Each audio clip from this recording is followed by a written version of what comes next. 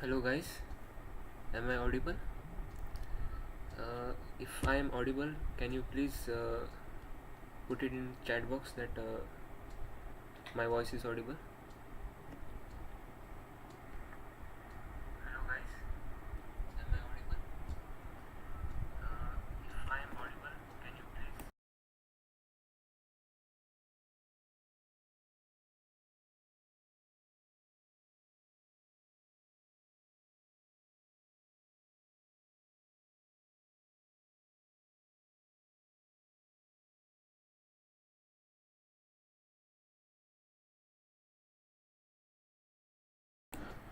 So there are lots of yes, and we will wait for 5 minutes so that everyone will be joined. So 5 minutes. Guys.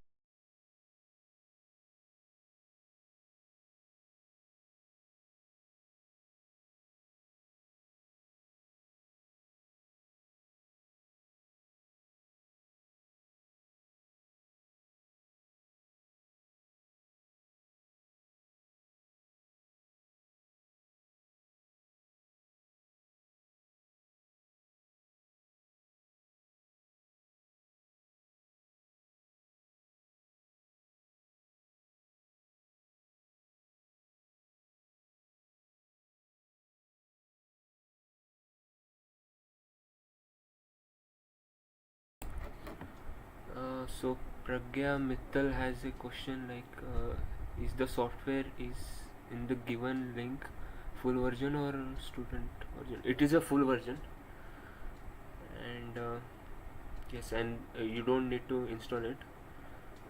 After downloading it, there is a Shark exe file. We will see it in this session how to start Lotus software and how to perform analysis.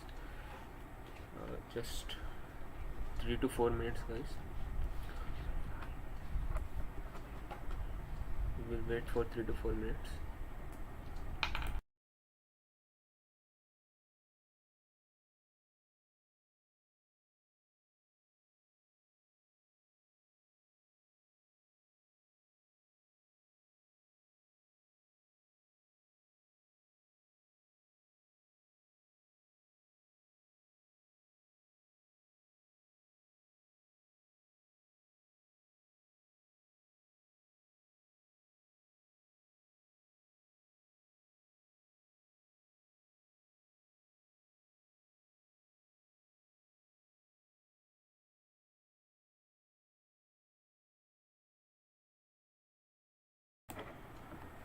Gokul has a question. Is it newly available version? Actually, newly available version is 6.01 something on the official website of Lotus. But to have the license version of that that version, you need like mail you your universities should mail to them like we want that version in our university, so they will provide one student license to one university. So it has some procedure for license, but the link which we are providing in the description, it is already a crack version. You don't need a license or something. You can directly start working on it.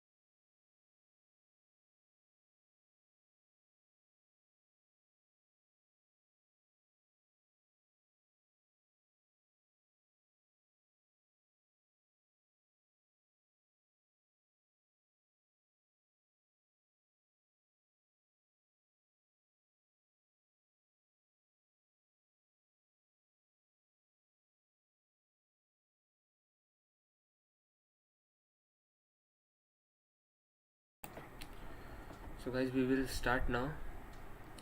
Like, we will see first a presentation which I have prepared for you, so that we can understand the procedure what we gonna follow throughout the session.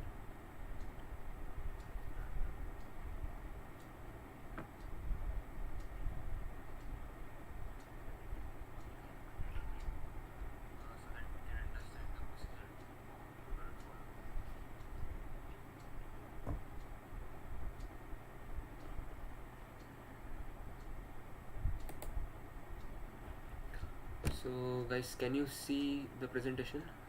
Can you please comment that is it visible or not visible?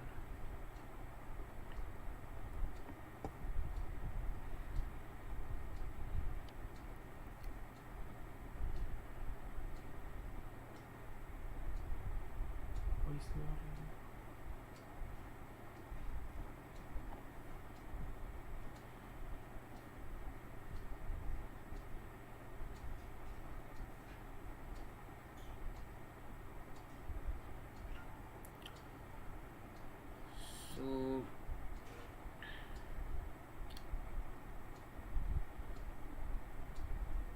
yeah, so yes, it is visible. Now that we are starting session, so there are like many software for suspension analysis. Like we have Lotus, we have Adams software, and Optimum Kinematics is there. So like it is not necessary like to like I will suggest you to start with Lotus, then to go to Adams. Like I will also show you how to import your hard points from Lotus to Adams, like that. And yes, we will go to next slide.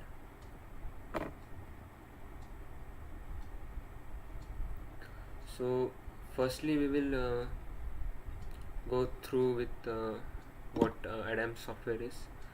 Then we will understand how to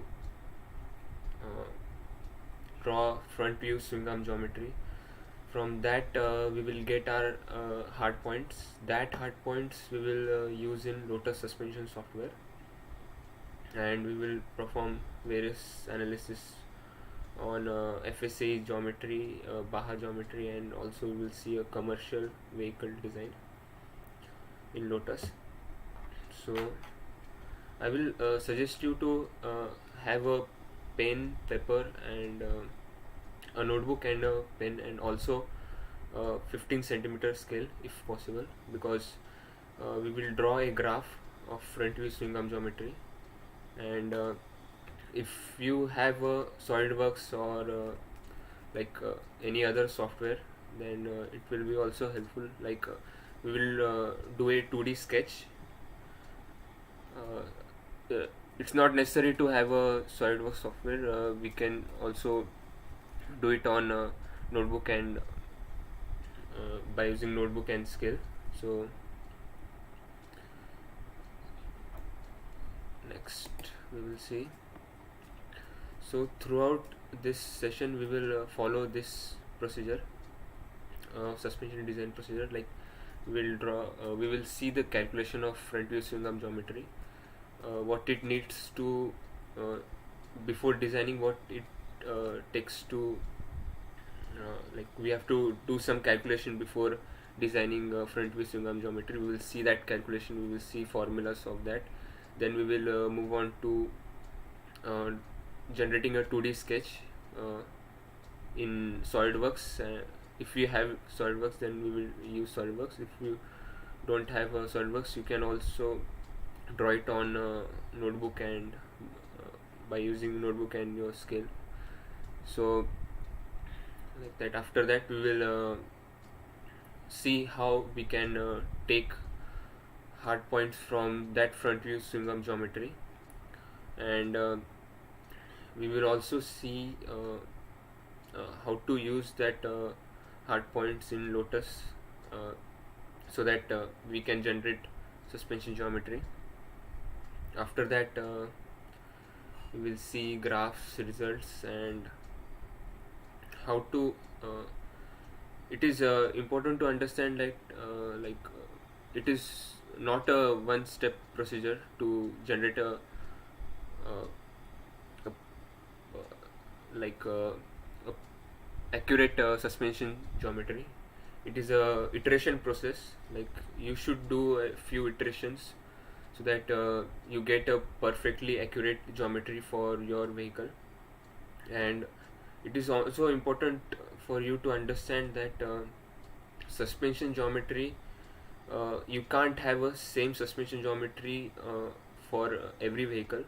Like, it varies from vehicle to vehicle as weight changes, as other dimension, like what we can say, wheelbase, track width. So every vehicle has a different suspension geometry. If you are trying to copy someone else's geometry, it won't work. It has a 90% chances that it won't work.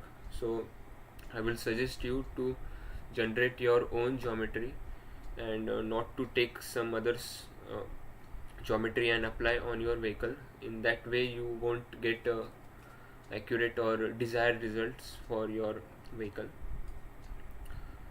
After that, like what is Lotus suspension software? So in Lotus suspension software, it is not the most accurate one. Adams is the next version, advanced version of like, if you want to see more advanced results, then Adams is the one. But for initially to start with drawing a suspension geometry, you should go with the Lotus. Then you should go forward with Adams. Okay. So general goals which we have while designing a suspension geometry is to minimize roll and bump stir, minimize movement of roll center, and keep the roll center above the ground at maximum bump. So all of this things we will see in while drawing our front view swing arm geometry. Okay, so these are the goals. So I will tell you to note it down while designing a suspension geometry. Just keep these goals in mind. So why we go with Wishbone for front, generally for in terms of Baja or Supra? Like, there are many reasons, but the specific reason for taking a Wishbone geometry is to like, we can predict its behavior. After drawing a front view swing arm geometry, you will able to predict the behavior of Wishbone geometry as compared to like McPherson and other geometry are hard to predict while its dynamic motions. So that's why we go with Wishbone geometry for the front, for both FSAE and Baja in general. So there are like Wishbone suspension geometry also provide a great control over your suspension geometry. So that is one reason. And Wishbone geometry has a lot of, what we can say, types, varieties of alignments are there, like equal and parallel, unequal and parallel, and unequal and unparalleled. So these are three alignments which you will also find in like race car vehicle dynamics, they have also discussed there. So this basic alignments varies from your purpose of designing a suspension geometry. Like if you are going with the equal and parallel, if you want a balance bump and less turning, like when we go with FSAE, so during that time equal and parallel can be used, and unequal and parallel is used generally you will see in commercial cars, unequal and parallel. And for Baja it is unequal and unparalleled suspension geometry we will use, because it will, as we know that we will see this while drawing this front view swing arm geometry, we will see why unequal and unparalleled we will use.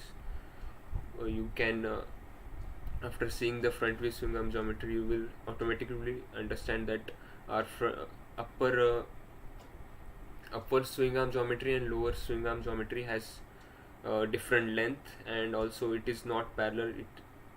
So that we will see in while drawing the front view swing arm geometry. It is a general layout which you can see on the screen. You have also seen this in race car vehicle dynamics book, but the question is, when you see, and there is procedure also they have provided, but this while drawing this we generally don't understand how to draw it by that given procedure. So we will see this procedure in today's session, so how to draw it, and how to use this to design a suspension geometry in Lotus and Adams as well. So I generally use the method which I am going to show you today. So first we will go with FSAE geometry calculations. So I will suggest you to take a calculator. If you have one calculator, then please take it. And yeah, so first there is a ratio, a certain ratio is there, KPI to wheel travel. Okay, so generally wheel travel we have 8 inches we required, or we required Jones per rebound, it is wheel travel if you don't know. So wheel travel generally we take 8 inches or 10 inches, whatever wheel travel you take, it will be in the denominator, and whatever kingpin inclination you will take, it will be on numerator. So I will suggest you to calculate for each and every serial number ratio, like 6 divided by 8, and so you will get from this a camber change rate. Okay, so generally what we see camber change rate, what we do is we will put some hard points, we will perform analysis, and then we will see that graph is showing us the camber change rate of certain, but that is a wrong procedure. As you can see, you have to go with this procedure what I am sharing with you. So can you please calculate each and every KPI and KPI to wheel travel ratio and put it in the comment box. I will wait for 5 minutes. Just calculate each and every term and just put it in the comment box. We will add each and every camber rate, and then we will go for tan of camber change rate. So I'm waiting for 5 minutes. Just put it your whatever answer you are getting in the comment section.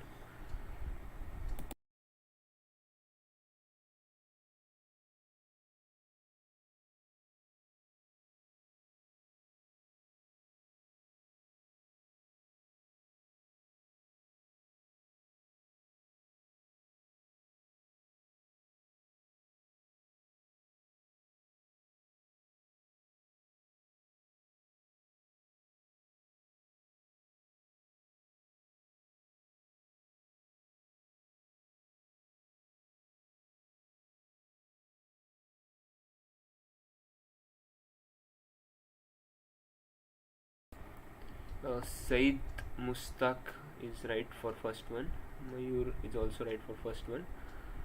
Calculate for each and every one, all the six, and just remember, right now we are just trying to do a example kind of thing. When it comes to designing your vehicle, you can take wheel driver as per whatever you have decided, and KPI whatever you have decided. For now we will go with the example with one which I am showing to you.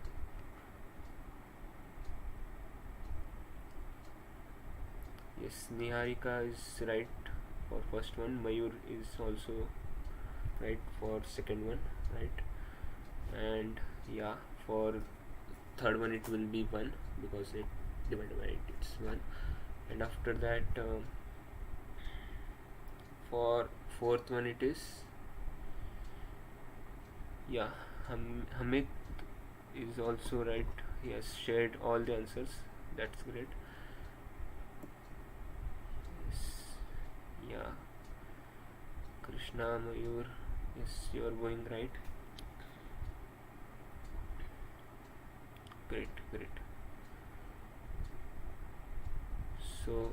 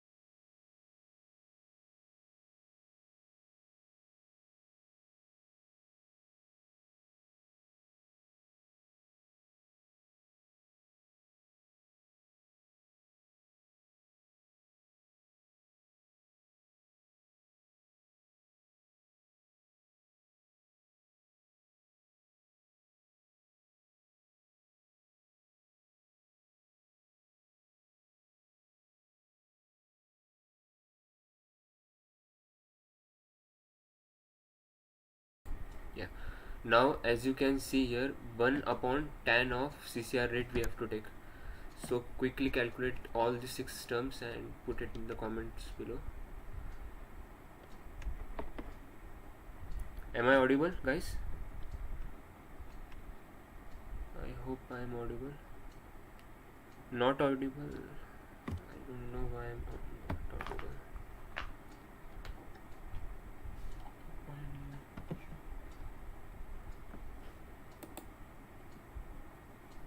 Now I am audible. Hello.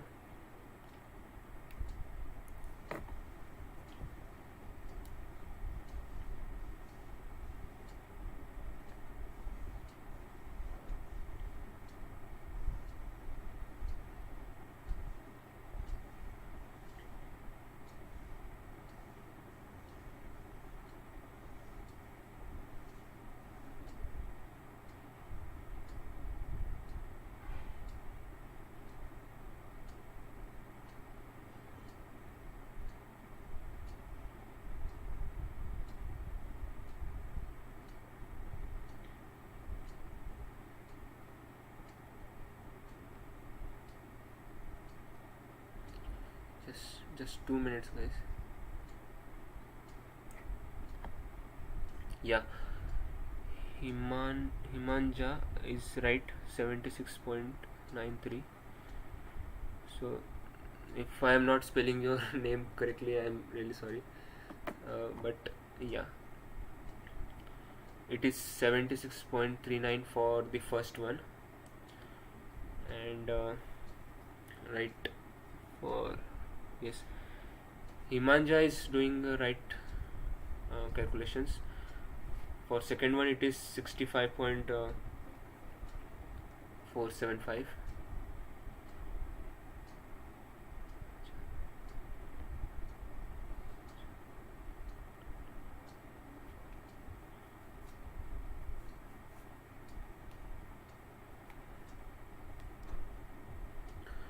It is a front view swing arm length. 1 upon tan CCR is front view swing arm length, amog. So yeah, Krishna Teja have sent all the answers. That is right.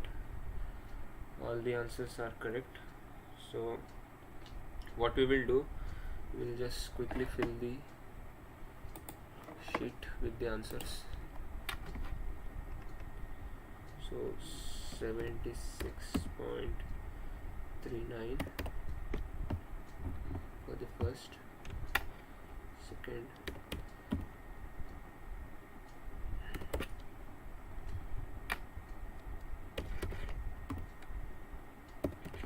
I will let you know where we have to use this length. Just note it down for now. We have to use this length in front view swing arm geometry while designing that.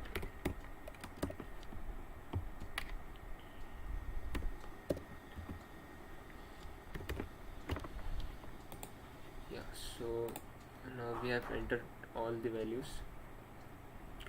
It is okay if your values are coming close to it. So yeah, so if it is varying like point something, it is varying, it's okay for it now.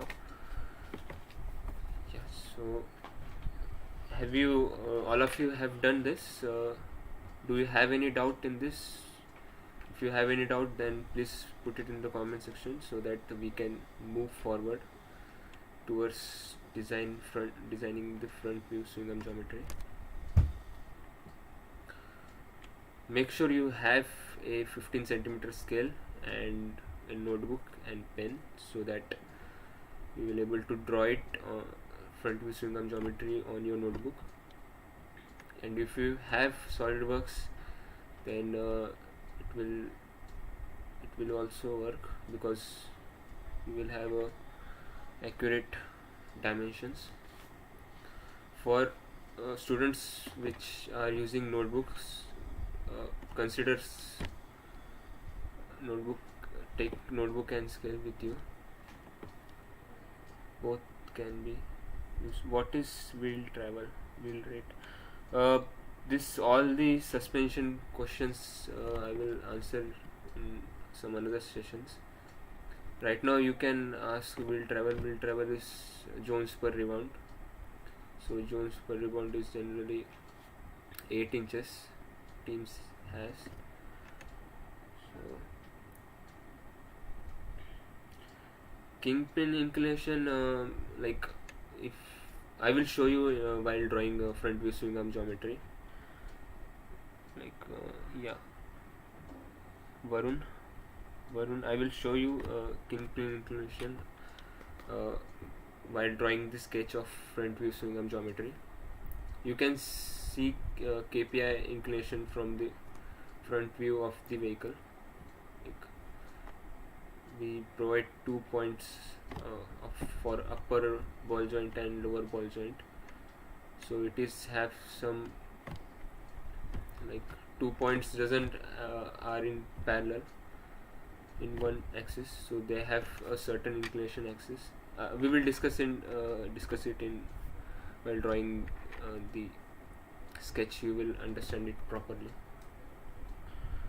Camber change rate, Said, camber change rate is like while while driving, while vehicle is in running condition, the swing arm, when swing arms are in dynamic conditions, there is a change rate in camber. Camber doesn't stay constant with with respect to wheel travel, right? Camber will change with respect to wheel travel. When, like, you can see the ratio whenever wheel travel will change, there will be some deflections will be there, and deflection will give you a change in camber rate. So that is what camber change rate is.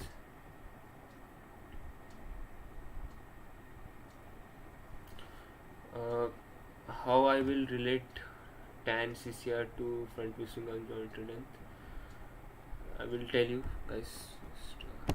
We will start drawing it. That time I will let you know. Yeah, Kalyani is right for KPI, definition of KPI.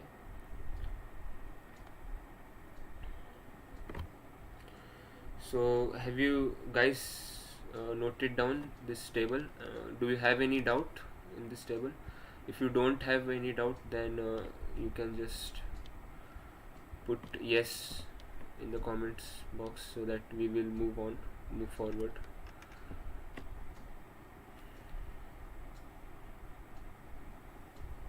Just put it in the comment box that yes, so that I will understand. We will move forward to the sketch part.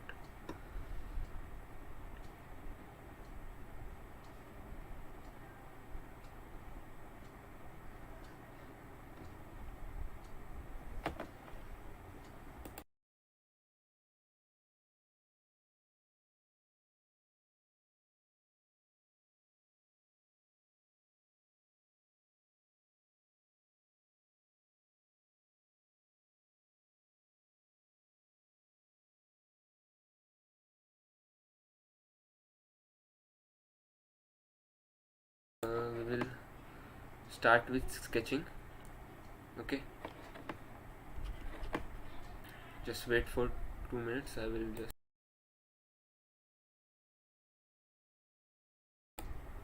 just 2 minutes. I will share the screen, change the screen with you.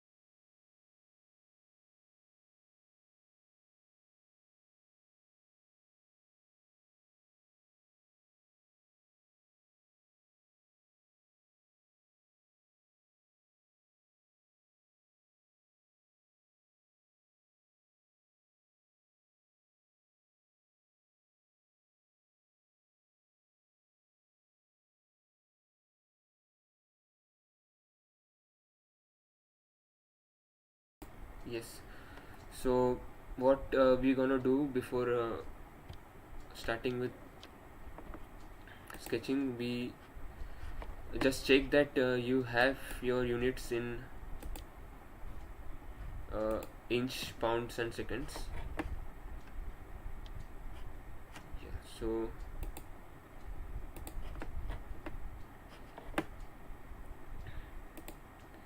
there is no 3D model involved here. We have to just do we just have to do a 2D sketch here.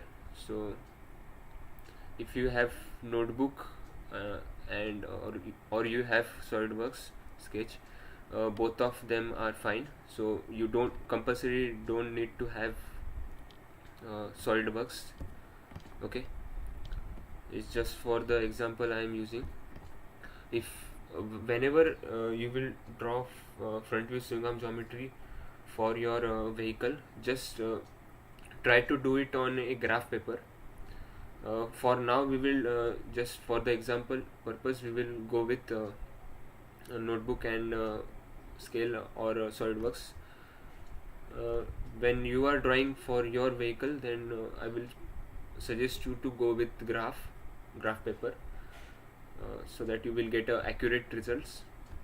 And when you are drawing with on notebook and notebook, so take 1 centimeter is equal to 1 inches as the unit. Okay, so you will get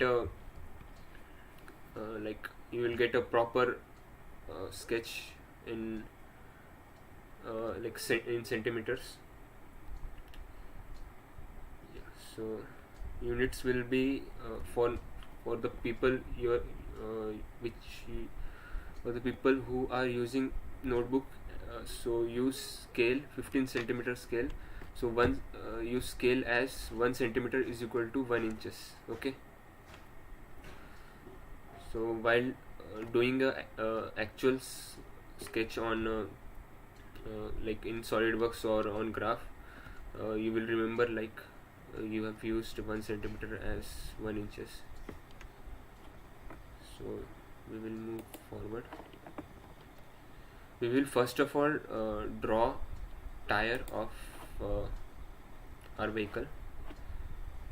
Okay.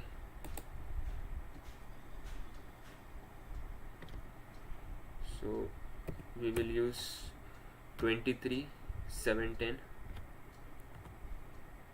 as our tire, as our tire dimensions. Remember that this is just an example. While performing on your vehicle, you can change the dimensions and you will get your results as per that. So there is nothing like idle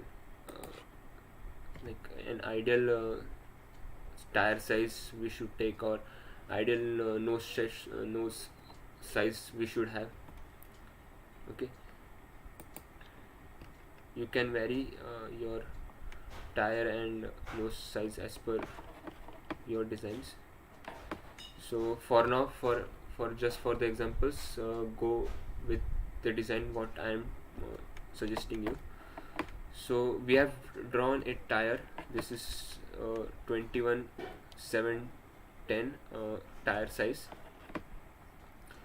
and yeah, you guys were asking about what is swing arm, front view swing arm geometry length is.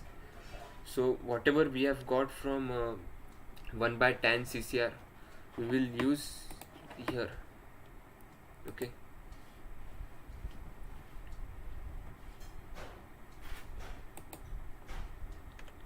Like we will go with 57.28.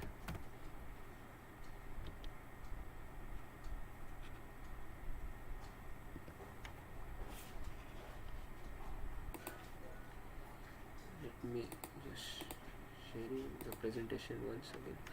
So as you can see here, there is there are 6 types of dimensions we have for front view swing arm length.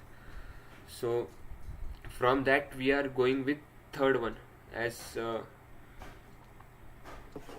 so what it suggests, if we want 50% right quality and 50% stability, so we will go with the third one.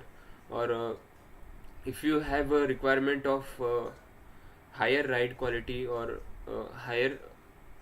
if you have requirement of higher ride quality, then you will go with second or first one, right? Or if you have a higher stability quality, you want higher stability, then you can switch to fourth serial number, fourth, fifth or sixth. Okay, so did you understood? If you have understood what I am trying to tell you, then put yes in the comment box. If you want me to explain it once more, then put a no, so that I would be able to understand you guys what you are understanding. So did you guys understood? There are 6 types of front view swing arm length we have, but we are going with the third one, because we want ride and stability to be equal. Okay, 50% ride we want, 50% stability we want. So that's why we are going with the third one. If you want more ride, if you want more ride quality, then you will go with second one or first one. If you want more stability of your vehicle, then you will go with fourth, fifth or sixth one. Like as per you will increase your KPI, you will increase your stability, and as per you will decrease your KPI, you will get more ride quality. So yeah.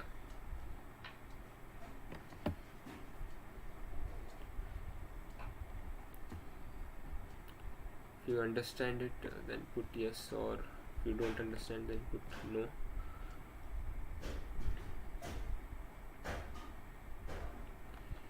Ride quality is basically like how much comfort the driver wants.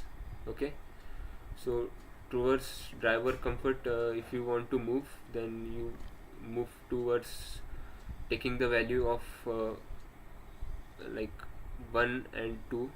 If you want to switch to more stable vehicle, then you can go with, if you want to compromise your driver's comfort and you want more stability towards your vehicle during turns and like during tackling bumps, you want more stability, so you can switch towards fourth, fifth and sixth value.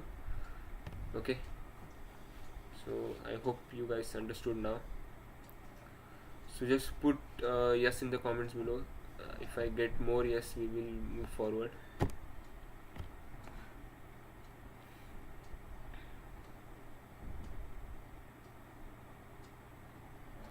I will keep this stream public.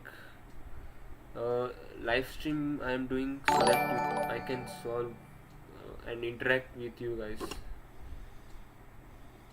So in live stream, what will happen? Your your questions will be get answered. So that's why live stream will be public. Don't worry about it. So yeah, so there are lots of yes. We will move on towards. Amog is asking what is wheel travel for FSAE. Like the for FSAE, we doesn't require that much wheel travel. Like we take 2 inches zones per rebound, or below that also we take. So we don't require that much of wheel travel for FSAE. Yeah. So moving on next towards.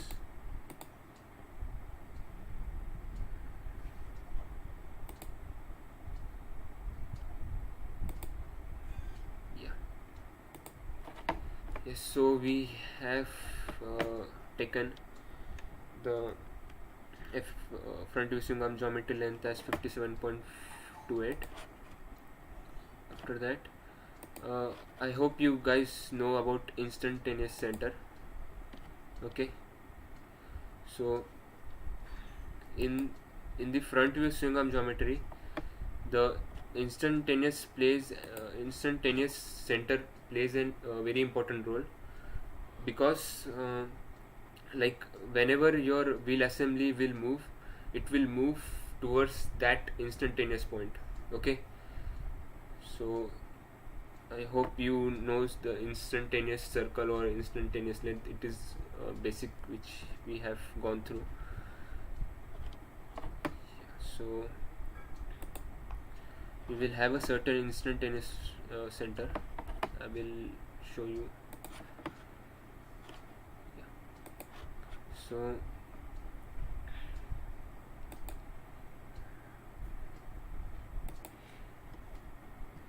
this is the nose section which I am creating here.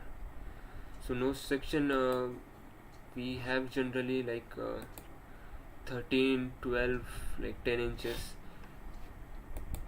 It's totally depend upon you guys. It's not important to have a certain specific size for your nose section. So for example, for now I am taking as 10 inches, and I hope you guys are understanding. We are seeing our vehicle from the front view. Okay, if you are standing in front of your vehicle, you will see this figure, front view swing arm geometry. Okay, so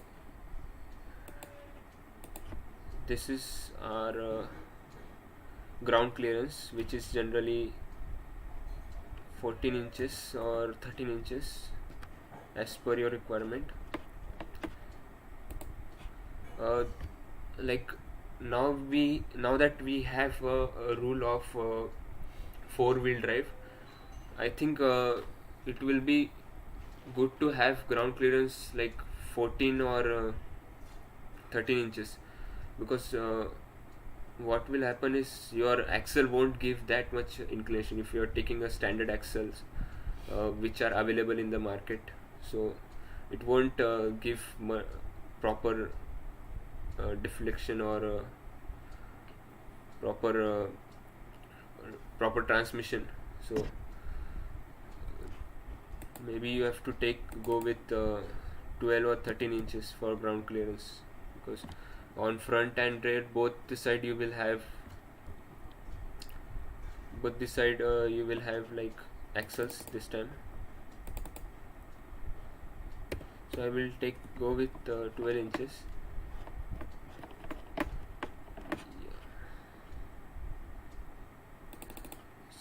Let's take 13 inches.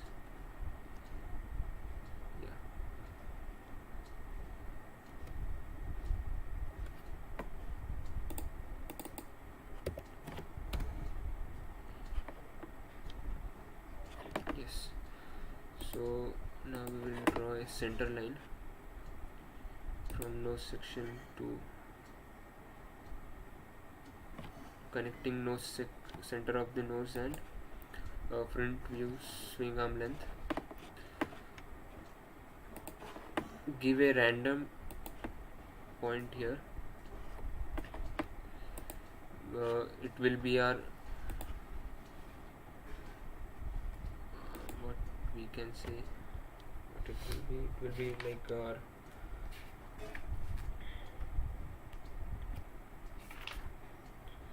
roll center height.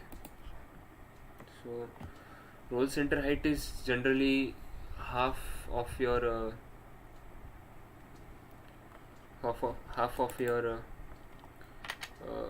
center of gravity.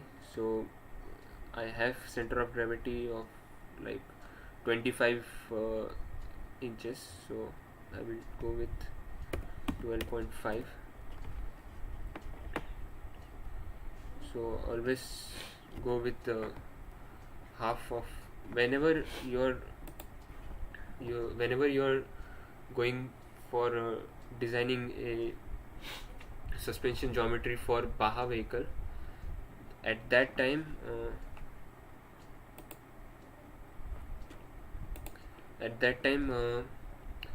take roll center as half of your center of gravity. Okay, center of gravity of your vehicle. So yeah, so half of your CG will be our roll center height. So from roll center height,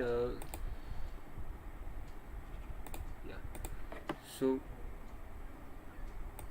one more point I am giving towards the bottom of the tires. It will be our scrub radius. Scrub radius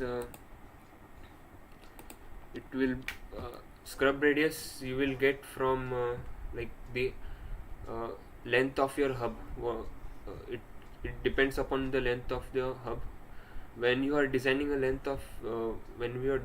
hub, whatever like height it will have, that we will use as the scrub radius length from the center of the tire. Like I have a hub height of 3 inches, so I will give a point here, and then I will draw a center line, a straight line from that point.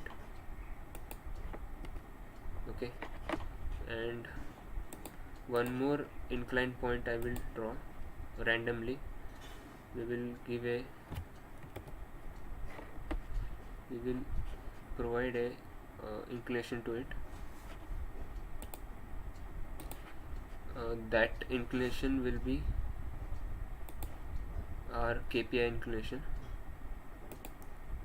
So let's as we are taking 8 inches of KPI upon 8 inches of wheel travel, so obviously we will provide a KPI of 8 degrees, sorry. So now that we have provided KPI inclination, what we need is we will provide a center line from the wheel, from our wheel. Okay, so this is our center point.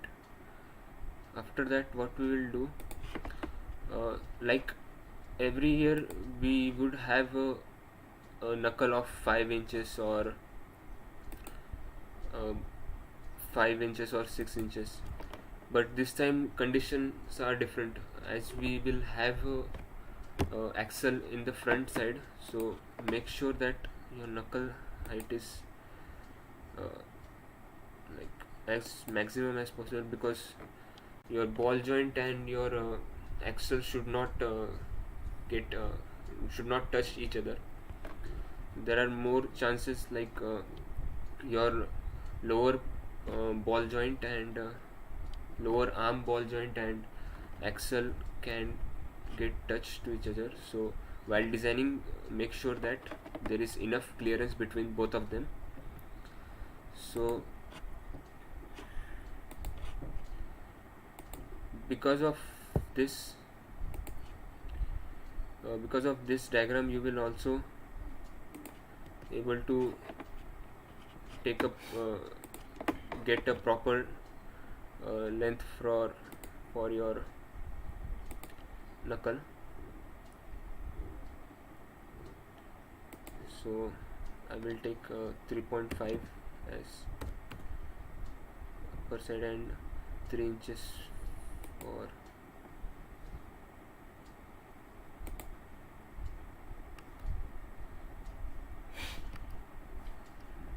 SolidWorks is running little slow. Yeah, so we have, let me just draw it, after that I will explain you properly. So yeah, so we have now this. So yeah, so as you were asking about KPI, so this is what kingpin inclination looks like from the front view. Kingpin inclination which intersects lower ball joint and upper ball joint. Okay,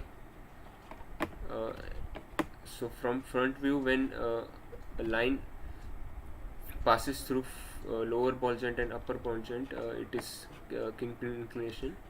So as you can see here, we have provided 8 degrees of KPI, and we have got 2 points, upper and lower points.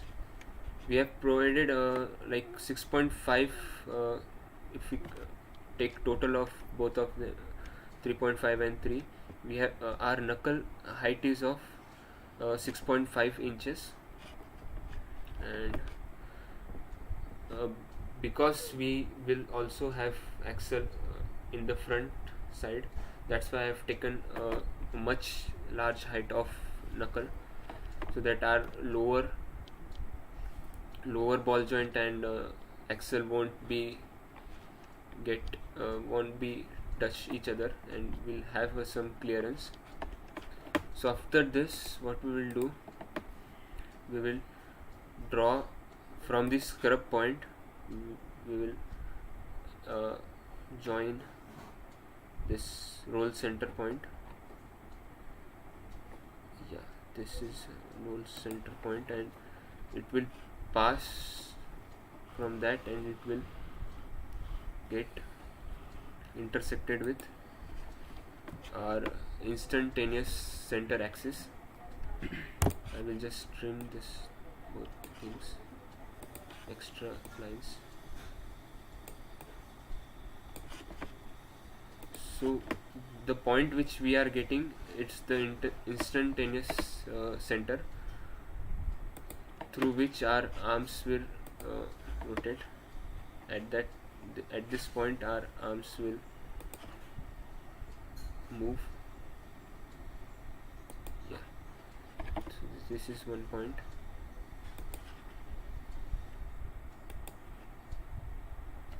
This is one point. So if we trim this section,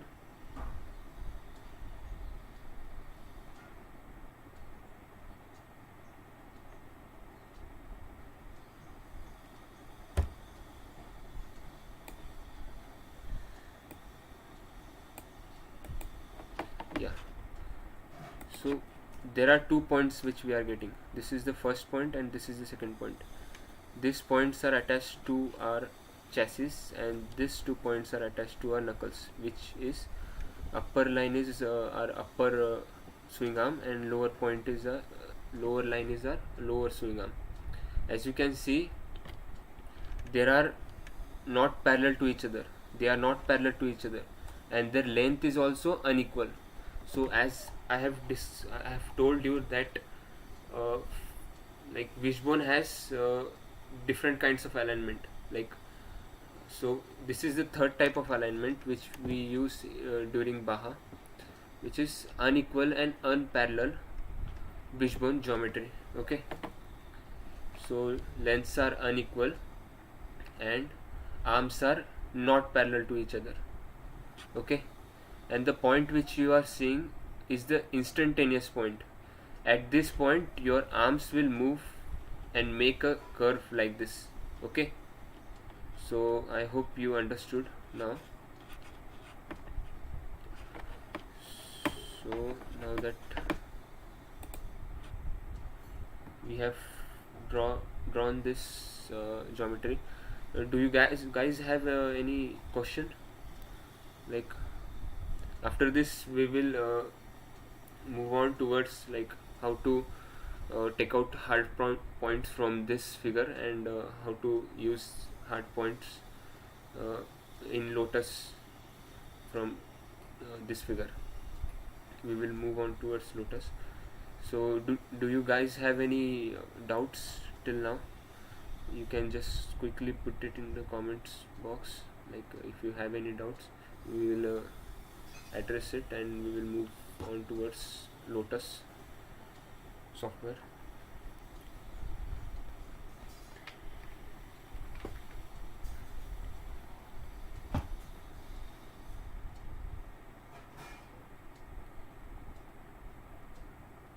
Oh yeah, yes. Track width, I forgot to mention the dimension. Like this point and this center axis, I am taking a track width of 56. So half of 56 is we will take half of 56.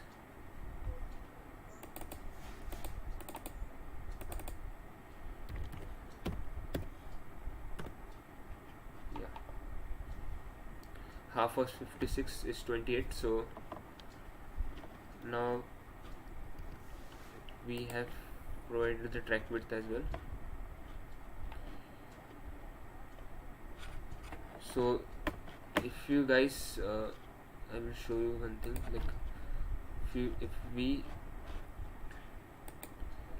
mirror this points, you will able to see the main points. Like you will able to see the knuckle and the tire on the other side. Yeah, so we'll mirror this.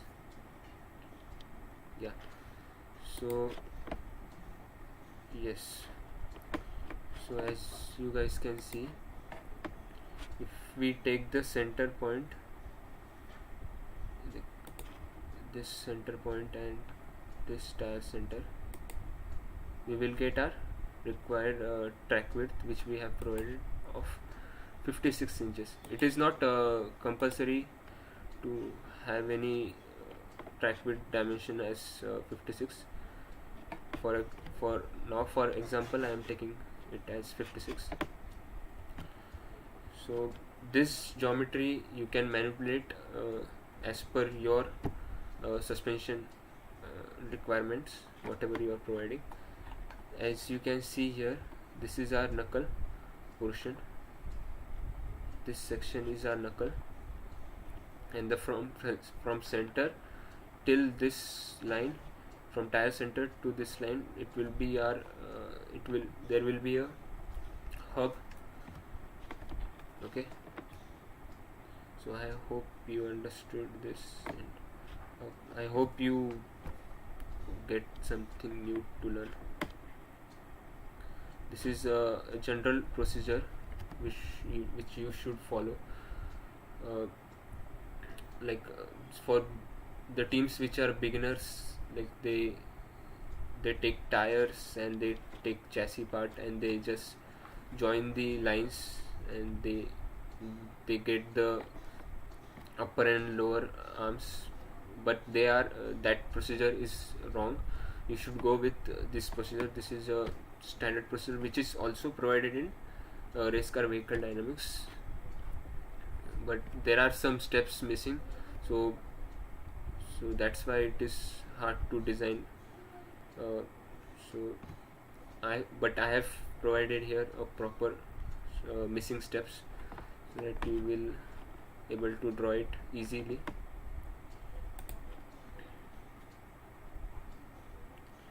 How to decide? Kalyani is asking how to decide scrub radius value. Look, scrub radius value, if you are taking a hub, if you are designing a hub of 3 inches height, then that will be your hub radius, like the distance from the center of the wheel and to the outer surface of the knuckle, it will be your scrub radius. Okay, so scrub radius, you can't decide it. It's totally depend upon the length of your hub, or you can say the center of your wheel to the outer surface of your knuckle.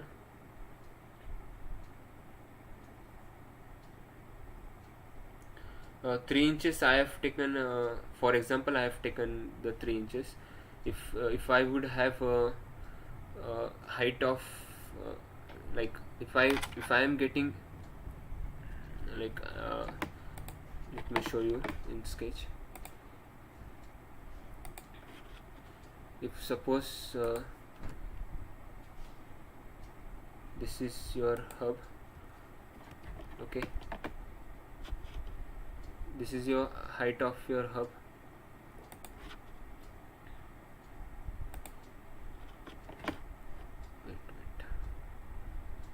Wait for 2 minutes.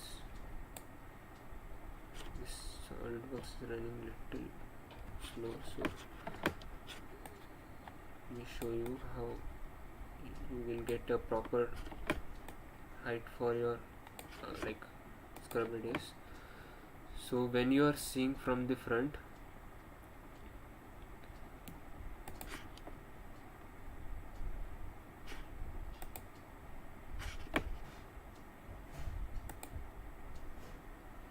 let's suppose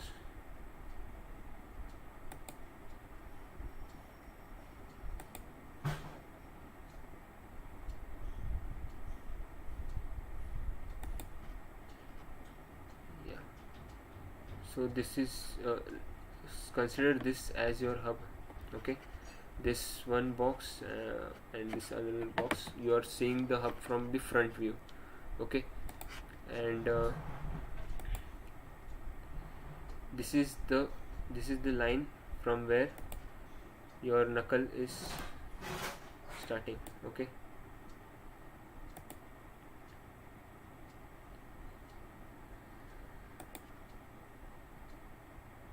I hope you guys are able to like imagine what I am trying to show here. SolidWorks is running super slow, sorry for that. Yeah, so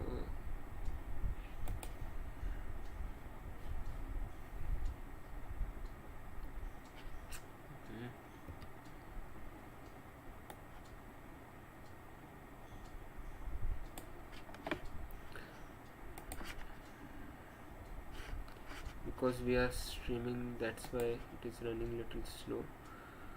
But let me just finish this up and then I will explain you properly.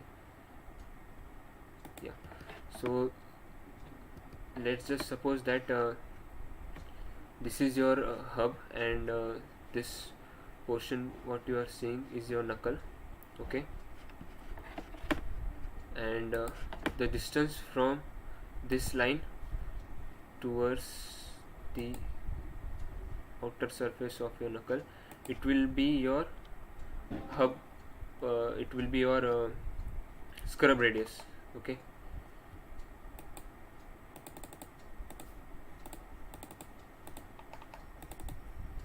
so let's suppose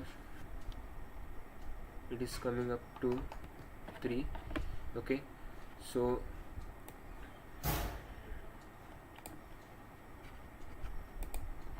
generally this is your layout. It will look like at from this portion your axle will be put into your hub, and this will be your scrub radius.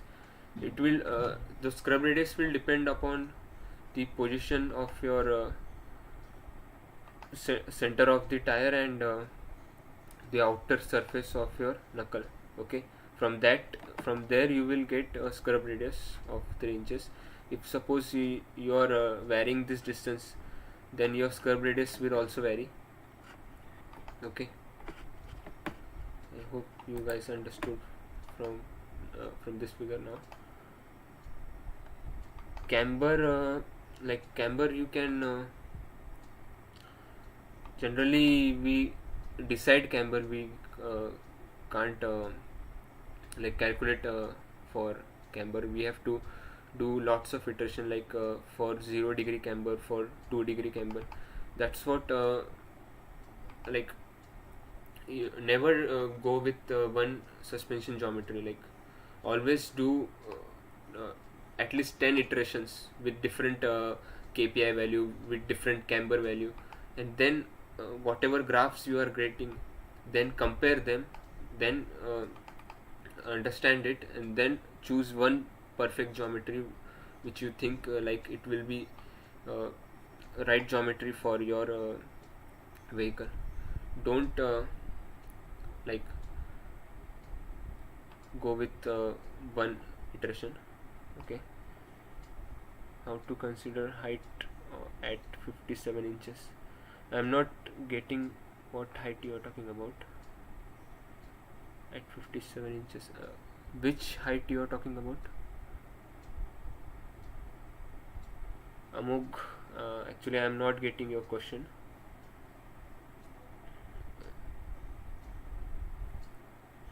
What kind of iteration? Like iteration at different camber angle, draw same figure with different camber angles, with different KPI angles, and draw it 10 like 10 is not compulsory. Like you draw few iterations, like draw same figure with different angles, like KPI angles, changing KPI angles, changing camber angles, and whatever hard points you are getting, use that hard points and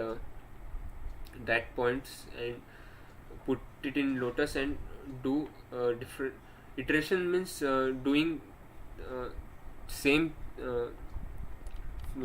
like performing same stimulation with different with by changing different values.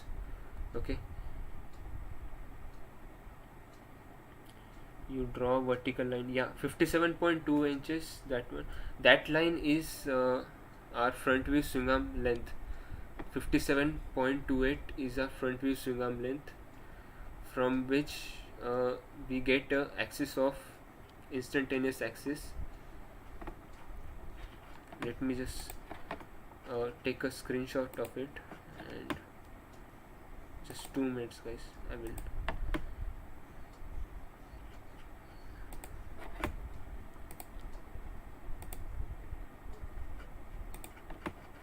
take a screenshot and I will put a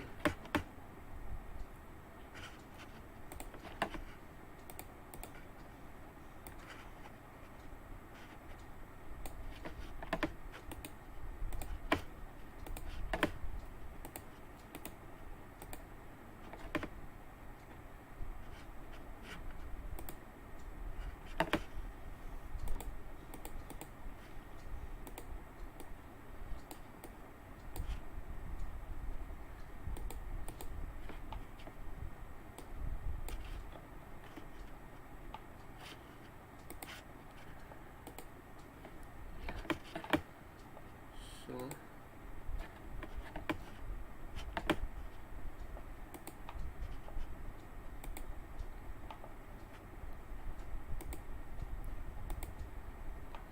yes, so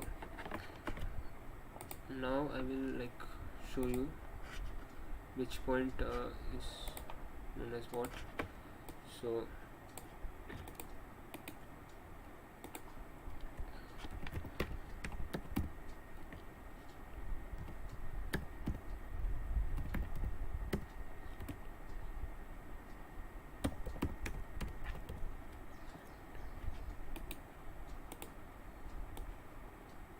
yeah, so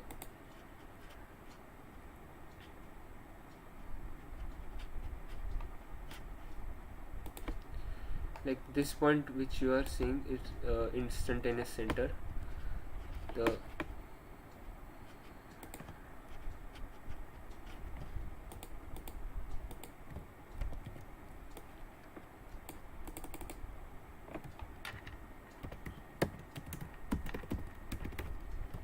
The point which you are seeing 57.28, the line which you are seeing is front view swing arm length. Okay,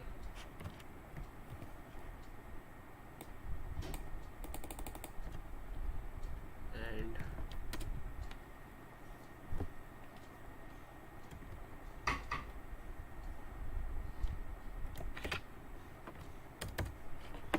.28 length which you are seeing is track width. Okay,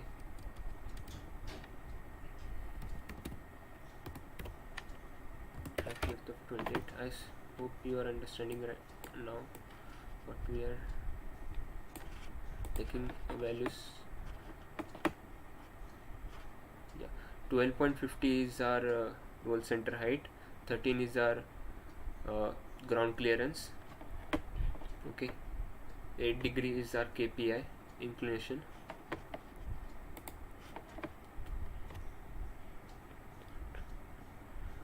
Swing arm length or track width, 28 is the track width, swing arm length is 57.28 as per the table which we have drawn.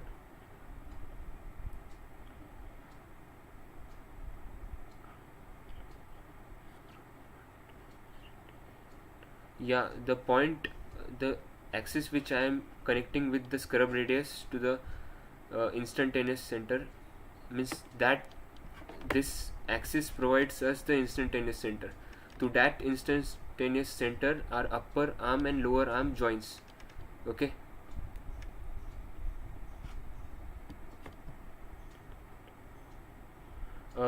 There is not a certain angle for that axis.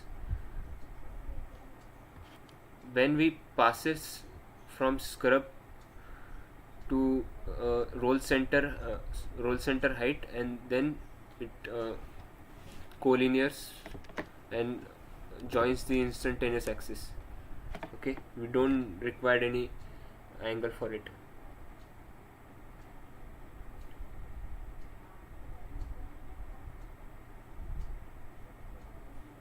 .28 is a half of the track width.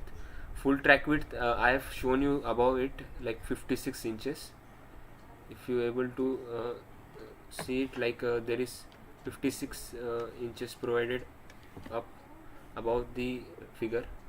That is our full track width, and half track width we have taken it below it, like 28.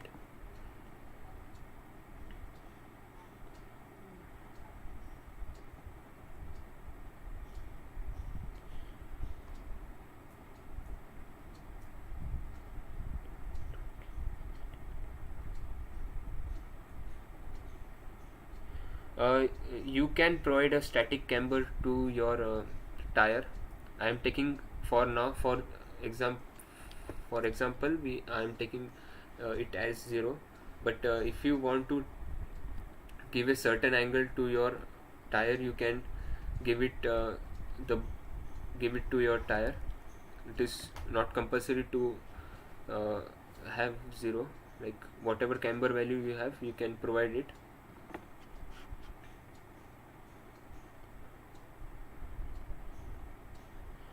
Look, KPI angle, as I have told you, it is not a fixed geometry you should go with. You have to do a few iterations, like take KPI at 10 degrees, take KPI 9 degrees, take it like more than 10 degrees. Like draw a 10 different alignments with 10 different values of KPI and camber, and then after that, all the 10 after doing 10 stimulation, then decide which one is more preferable, which one is giving less bump stare and other values. Then you have to decide, like after 10 iterations or 10-15 iterations, you should decide that this one we are going with. There is not a fixed value of 8 kpi or 5 degree camber, 2 degree camber. You have to do iterations and then you have to decide, like that.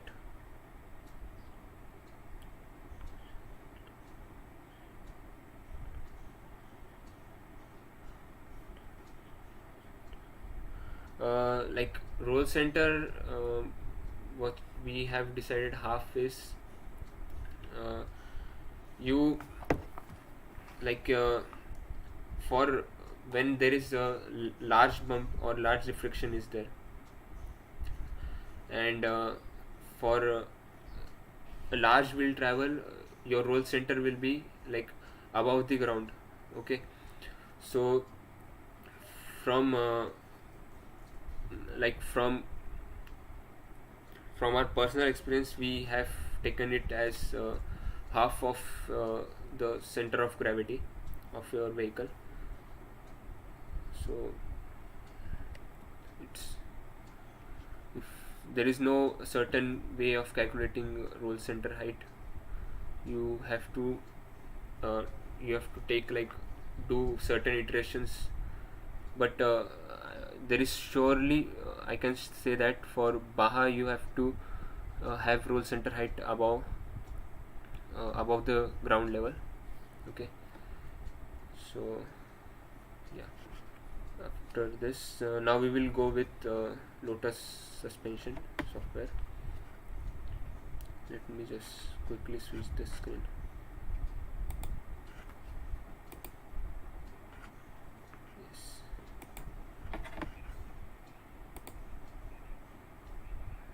We'll draw a new one.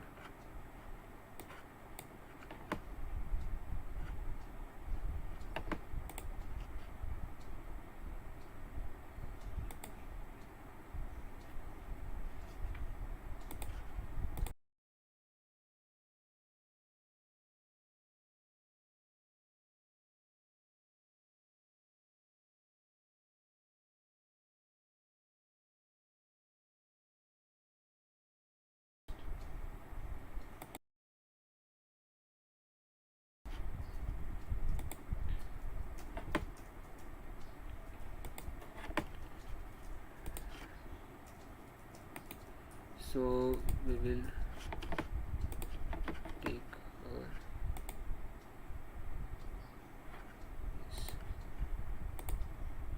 so is my screen visible, guys? Just put yes if you are if my screen is visible to you.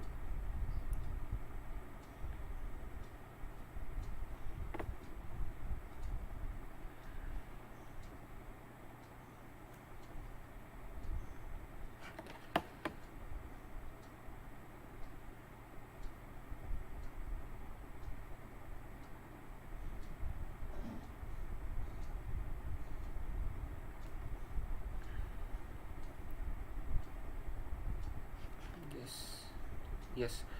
Yeah, so we will move forward now.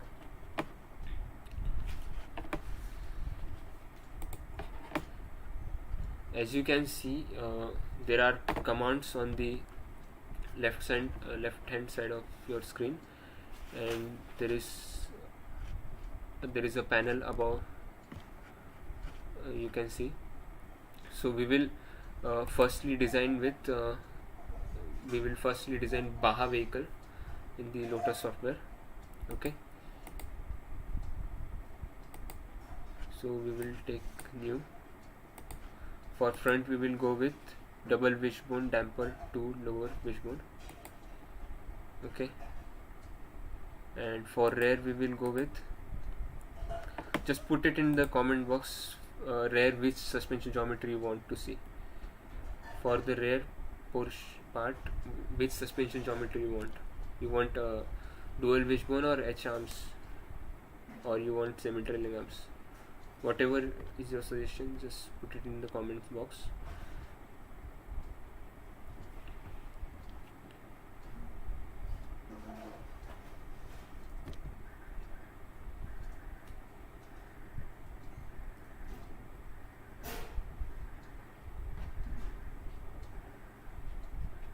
Which suspension geometry at the rear you want, guys? H arms, dual wishbone, or semi-trailing arms?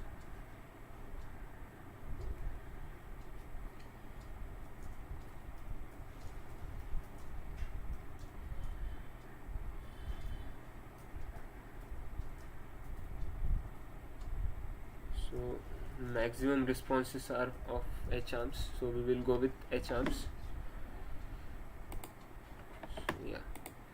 So for H arm it is type 2, we have to select in rear suspension point, and we will say done.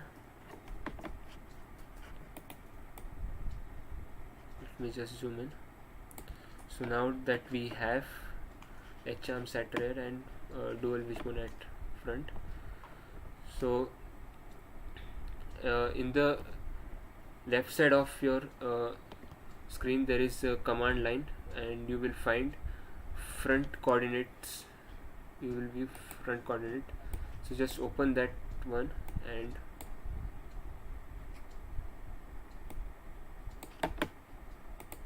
I hope it is visible.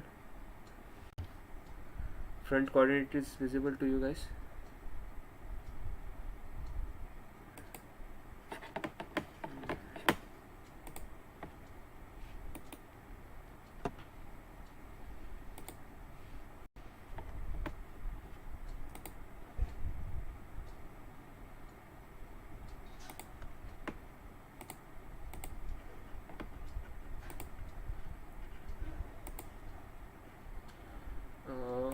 Front coordinate is visible, guys, to you?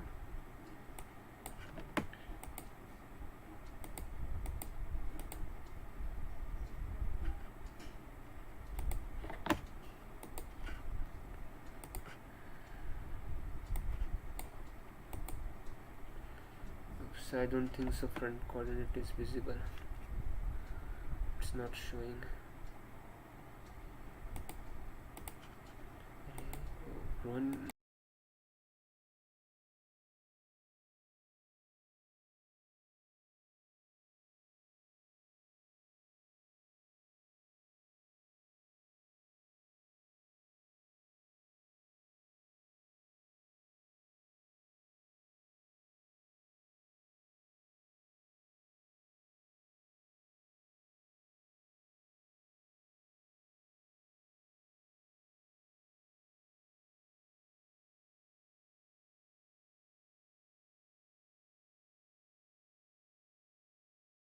Just a second, guys. I'm working on it.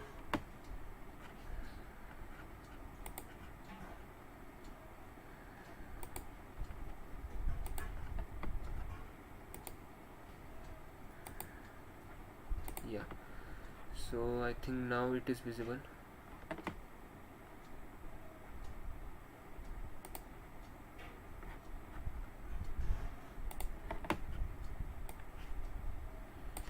So yes, I suppose front coordinate is visible to you guys.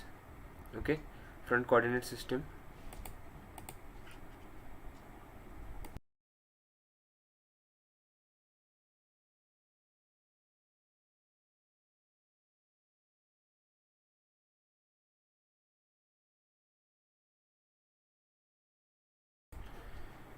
Have you guys started Lotus software? Just put it in the comment box. Yes, we have started the Lotus software, so that we will be parallelly doing.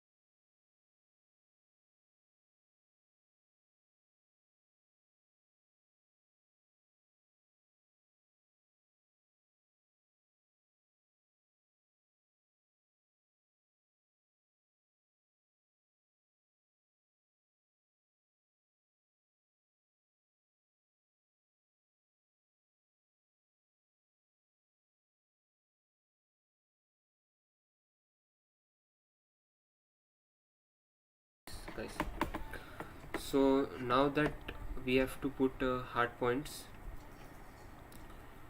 what is the so for putting the hard points, what we have to do is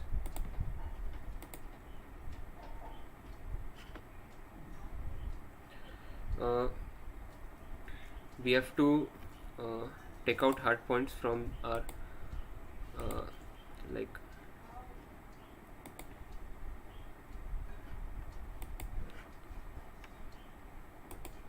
let me just show you. Yes, so what we will do here, we will convert our inches into mm per centimeter, grams and seconds. We have changed our unit system. We have changed our unit system because as we know, the values for Lotus, we have to put it in millimeters. So now that we have y, z values we have to put. So first of all, we will start with our lower front point and lower rear point. So let me just show you how to draw this. Like if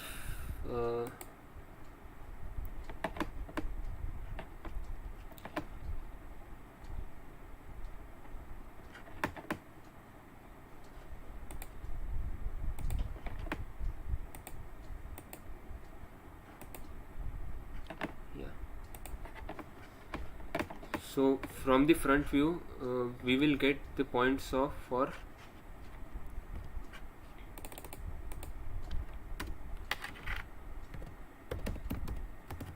front view we will get points for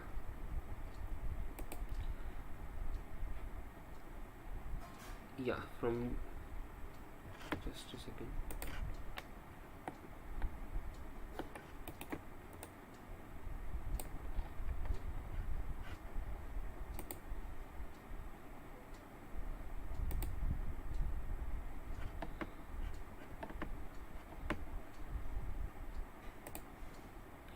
So when we are in front view, when we are seeing our vehicle from the front view, we will get front, we will get values for y and z axis.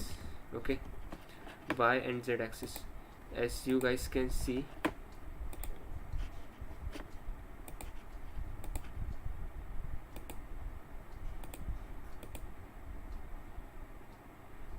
As you guys can see here,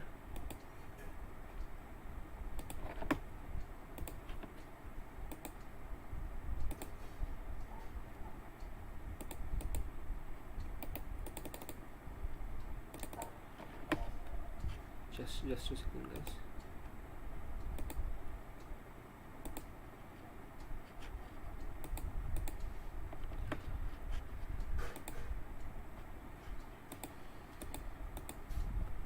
Our coordinate system has x, y and z values, right?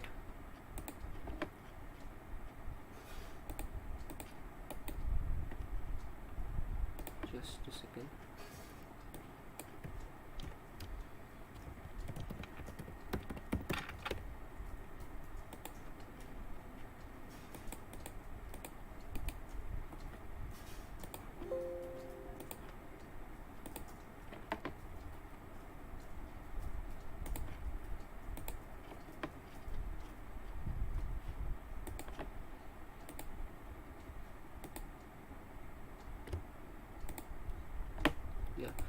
So as you guys can see here, our coordinate system has x, y and z values.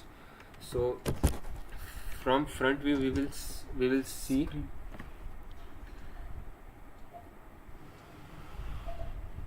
from front view we can see that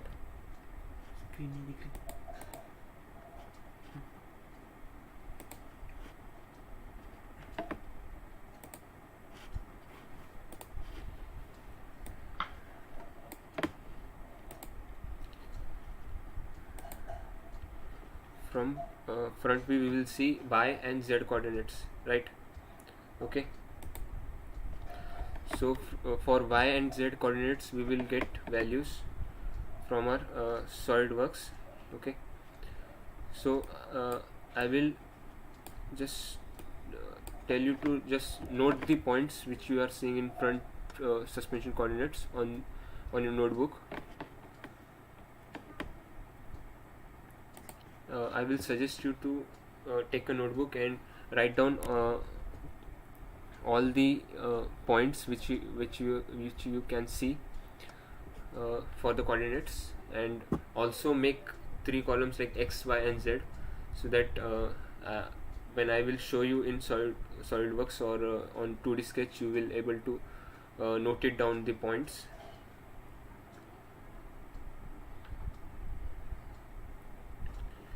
X coordinate we will also see, Siddharth.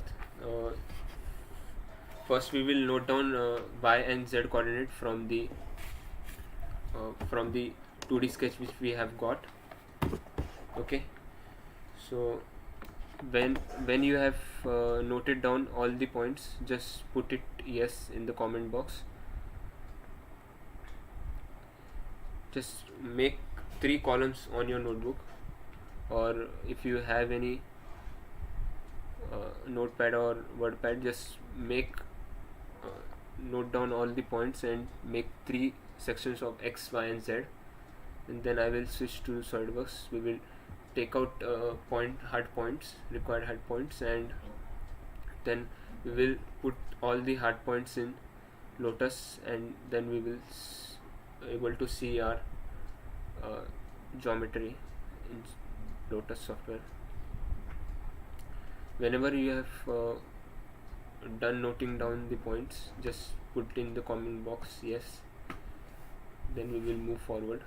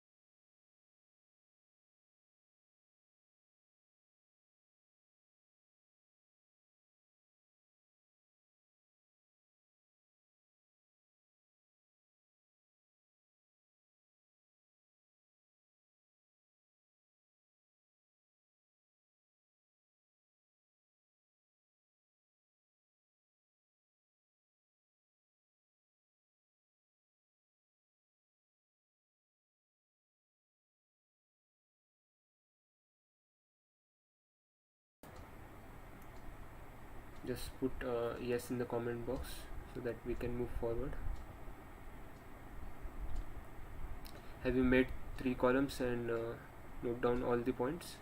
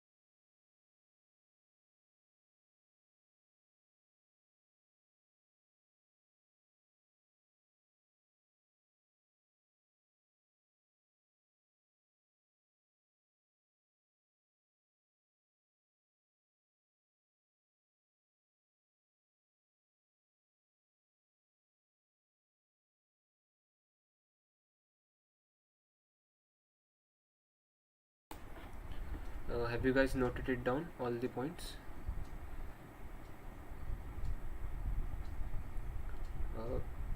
As soon as you have noted down, just tell me, put yes in the comment box. This chart is very important to note down the hard points.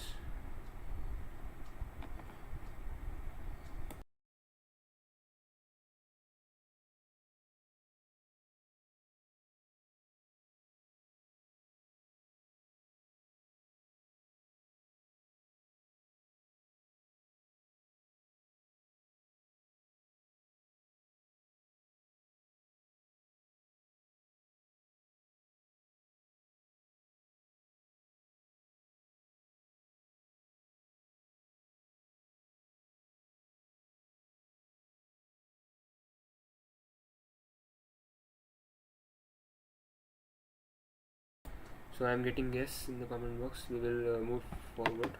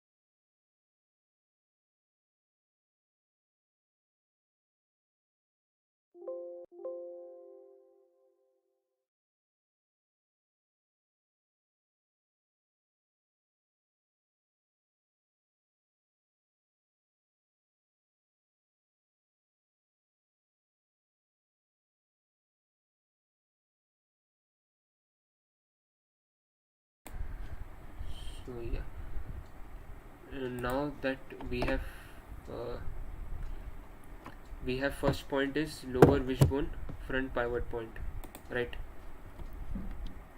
So for that we have to take the measurement from center of your vehicle, that is center axis, from center axis to the lower wishbone pivot point. So we are getting 152.12 as the length. Okay, so this point we will note it down on the y-axis for the front wishbone front pivot point. Just note it down for the y-axis, and for the z-axis we will measure the length from the ground surface to the point which is attached to the nose of your chassis. Okay, so it is coming up to be 374.77. okay, so where you will put these 2 points, let me just show you.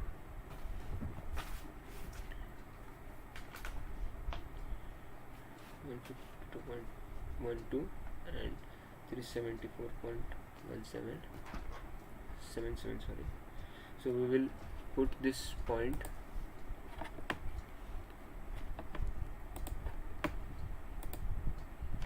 okay, we will put this point in the y section, in the y axis, 152.12 and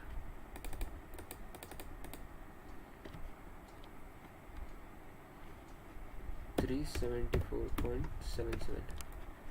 okay, we have got 2 points of y-axis and z-axis. Same way we will take out for each and every points. Okay, we will firstly fill y and z axis, and then we will finally take out points for x axis. Okay, so I hope you understood how we have taken values for y and x. Origin will be the center point of your vehicle. Okay, origin you can take like for my designing, for while I am designing, I take axis like center axis for the origin, for because it is way simpler for me to take that and take out points. So it goes very easier if you take center point as origin. Photo खींचना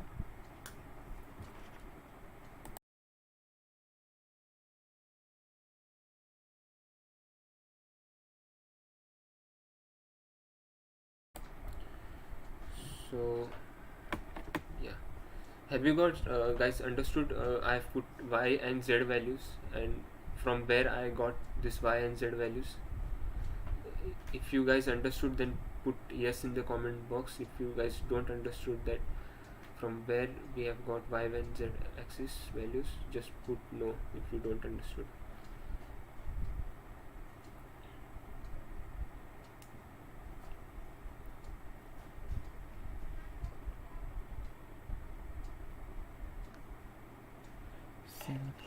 send भी कैसे चलेगा, send भी कैसे चलेगा.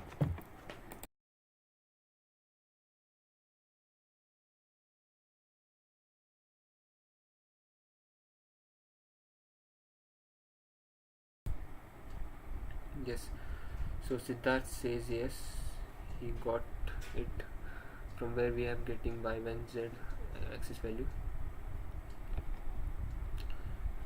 I will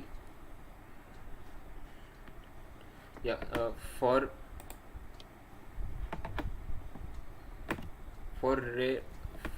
lower wishbone rear pivot point, the y and x value will be same. Y and x value will be same.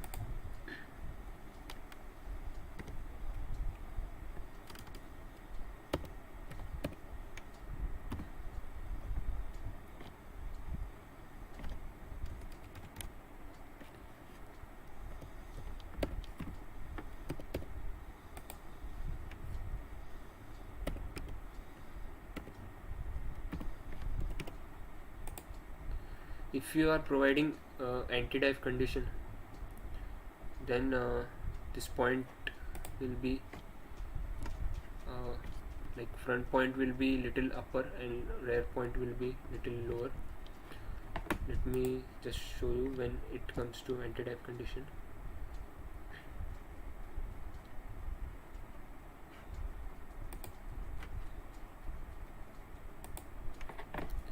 When it comes to anti-dive condition, what we have is let's suppose from side view we have nose like this, or you have seen the vehicles within certain inclination above the ground. It is the anti-dive condition which teams provides. This is the side view I am showing you here of the nose.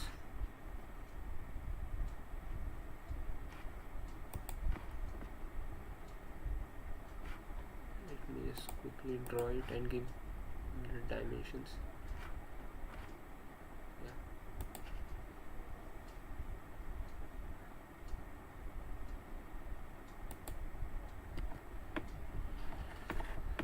because of we are streaming, it is my SolidWorks is running slow, so but it's 2 minutes. Let me just finish with drawing, then I will explain you.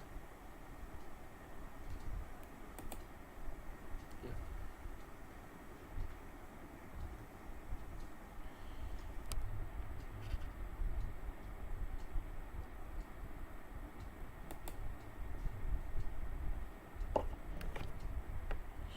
Two seconds, guys.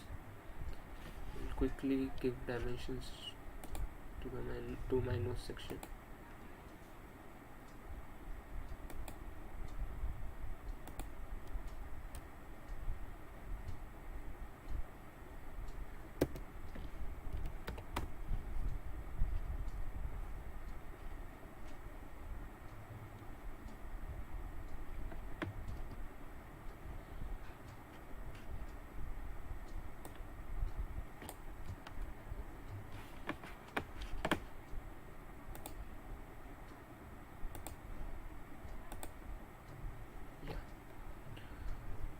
So generally we have anti-dive condition degree from 10 to 15 degrees.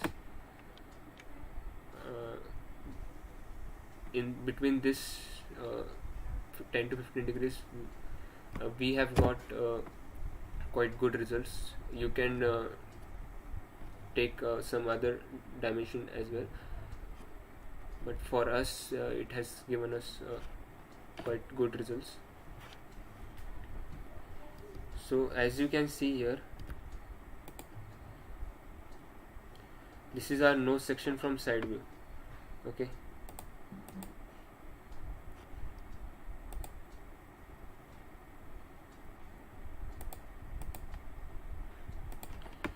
so now that for x-axis values, we will see the geometry from the side view. Okay, so if your nose section is of let's suppose it is of 14 degrees, 14 inches, sorry, then our origin will be we will consider our origin as 7, so it will be much easier for us.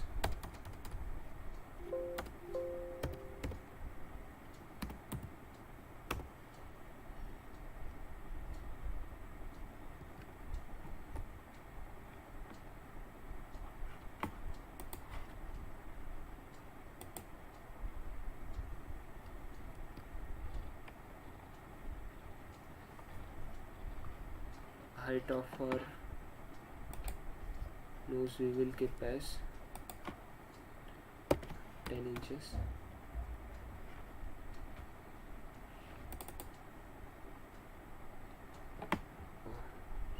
Just a second, guys.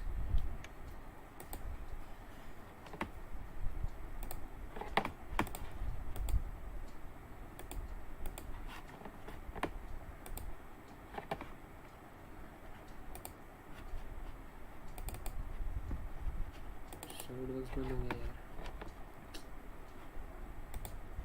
SolidWorks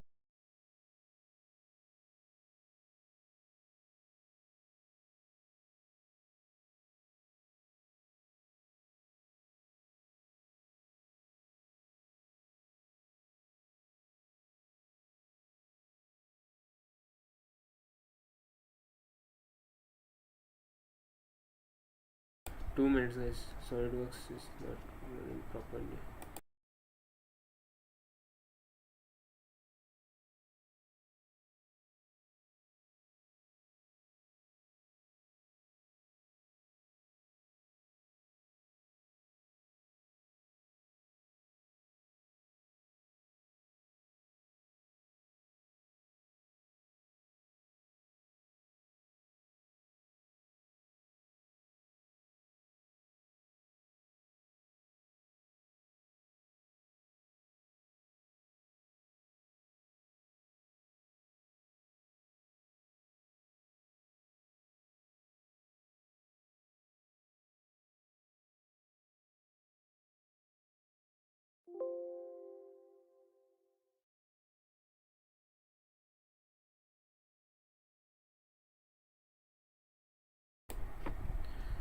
just a second, guys.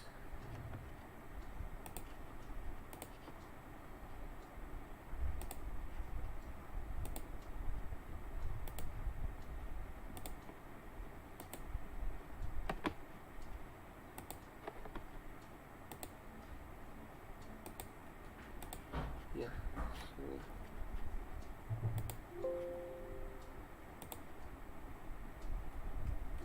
yes.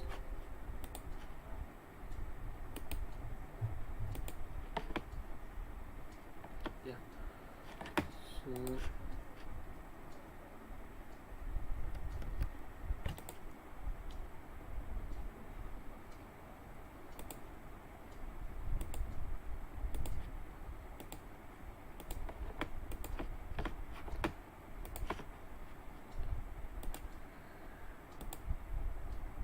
we will provide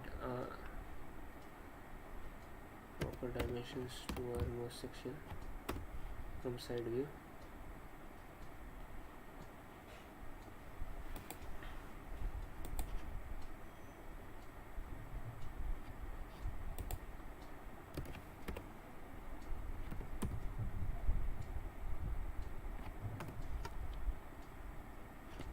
Yeah, so let's suppose this is our nose section from side view with a anti-dive condition. Now what we will do, we will provide a 10 degree of anti-dive condition.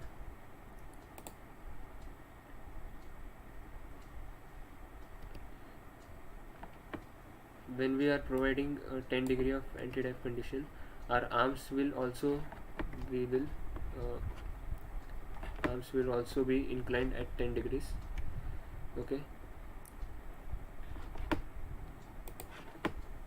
so if we have 2 points of lower wishbone, okay, so one point, that is this one is a lower wishbone front pivot point, which you have seen in Lotus diagram, that lower wishbone front pivot point, and this one is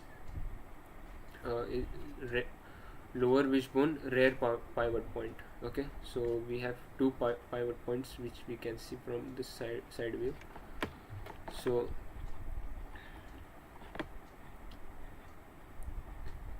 as you guys can see, this point will have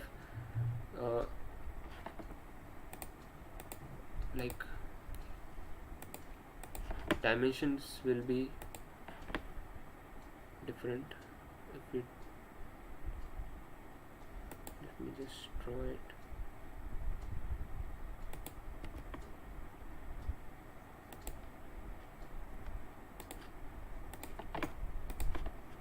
Let's suppose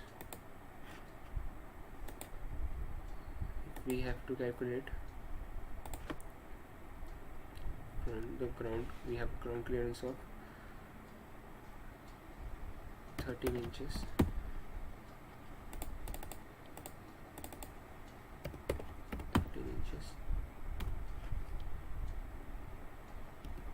Okay, so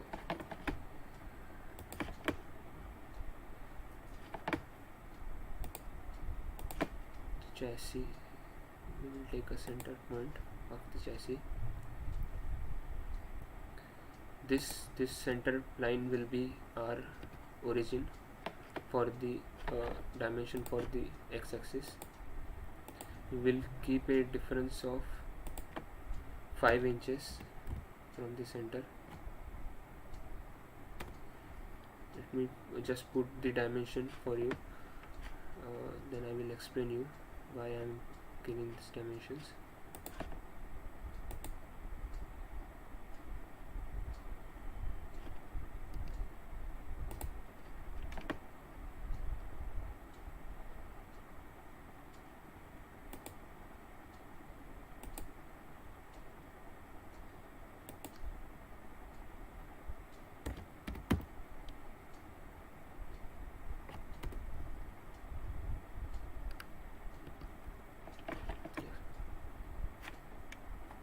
So these 2 points are mounting point for the chassis for our lower wishbone points. Okay, so when we will take it from the front view, when we will see from the front view, this point from the Y it will be 339. Okay, and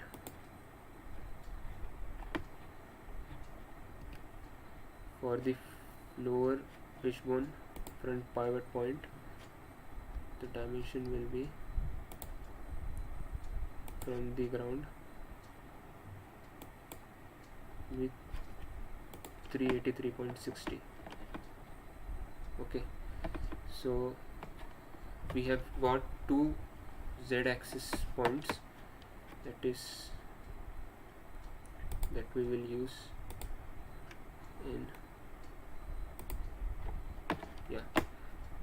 use in Lotus for the z-axis. What points we have? We have 339.50, 339.50, and we have 383.60,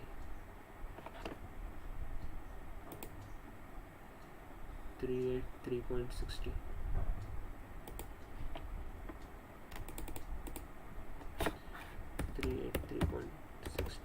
Okay, so we have got 2 z-axis points and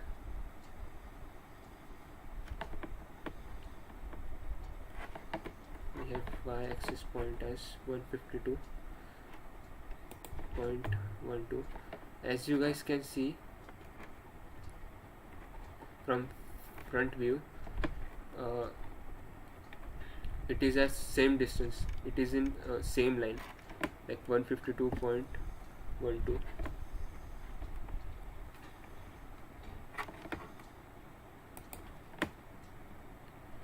When we have a lower wishbone arms, it will be like this, right?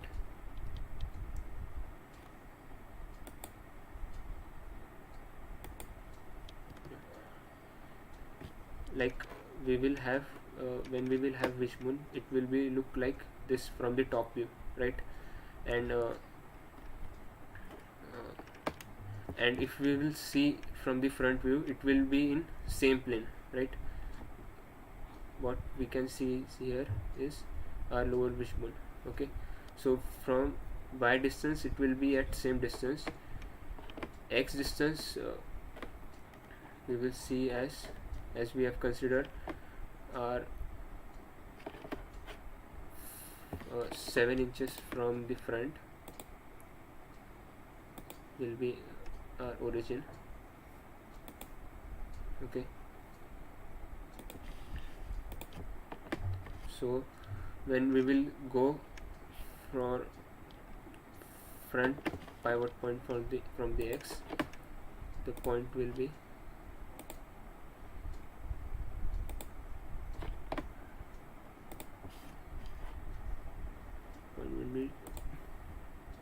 127,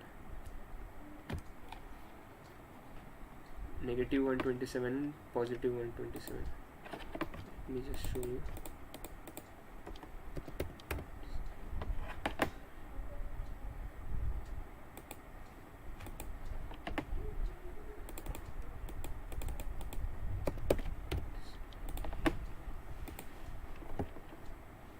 Yes, so as you guys can see,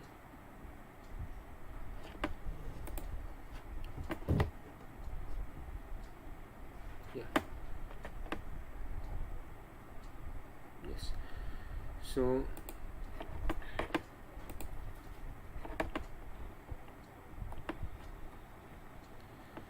this is from the side view. We have got 2 z-axis points. Our y-axis point will be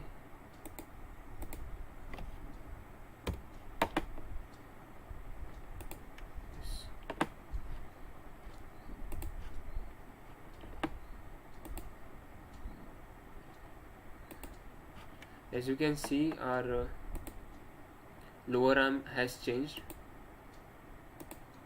You guys can see our lower arm has changed. We have changed our mounting points for the chassis.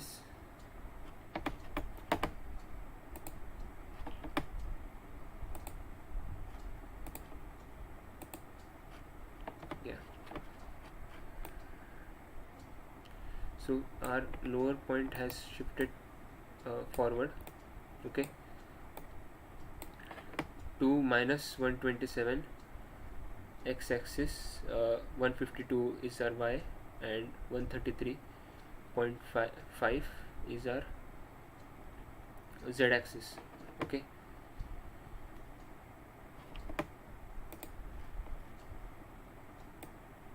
As you guys can see, let me just do one change.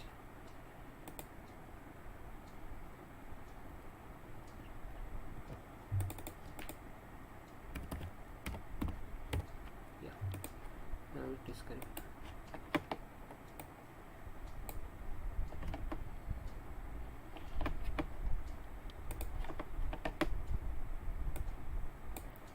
This is our front pivot point.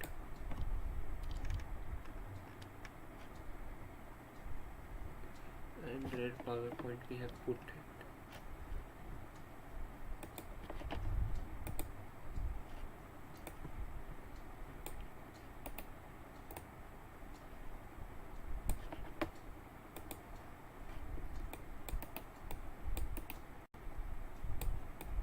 Yes. Now we will change one by one. We will change one by one all the dimensions.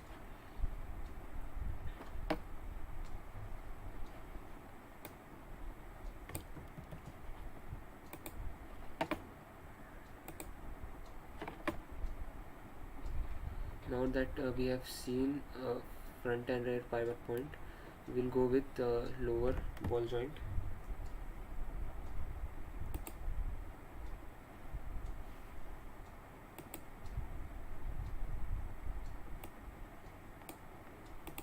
Okay.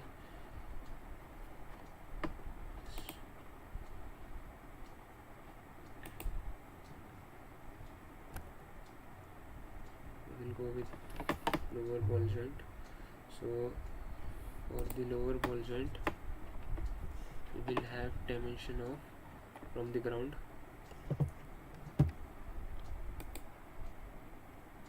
This is our lower ball joint, this point.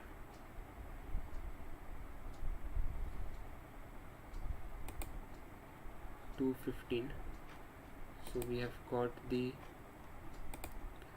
z-axis point is 215.90, and from the center to this it will be. Are you guys understanding like how we are taking these points, how we are getting our hard points? If you guys are understanding, then please put in the comment section, yes, I am understanding. If you are not understanding, just let me know so that I will explain you properly. We have taken out the point for lower ball joint, lower arm ball joint, okay, which is connected to the knuckle. Okay, so we have got y-axis point as 215.90 and z-axis point as 215.90 and y-axis point as 604.66. okay, if you guys are understanding, please put yes. Siddharth and Rutuja has understood. Yes, exactly. Okay, Krishna Teja is not understanding. So from front view, we get only y and z-axis points, hard points. Okay, and from the side view we get x-axis hard point. Okay,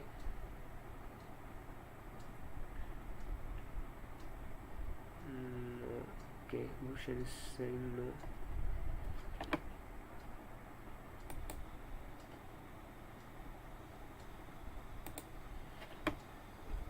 Let me just make one diagram for you guys.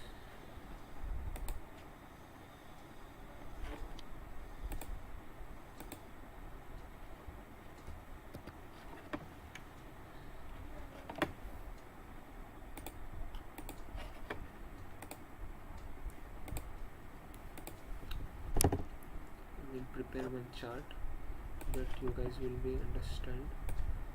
will understand that what I am trying to say.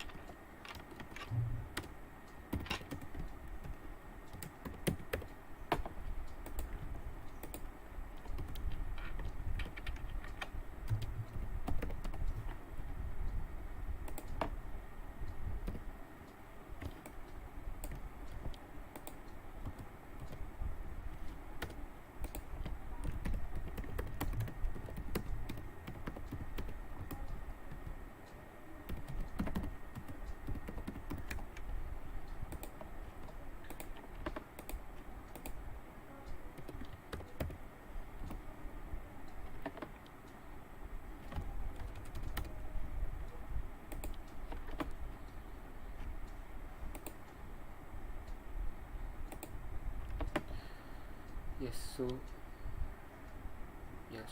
from front view we have got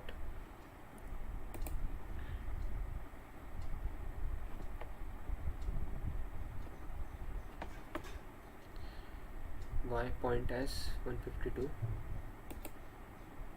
okay, 152.12, 52.12, and z point which we have calculated, as we also have an anti-dive condition here.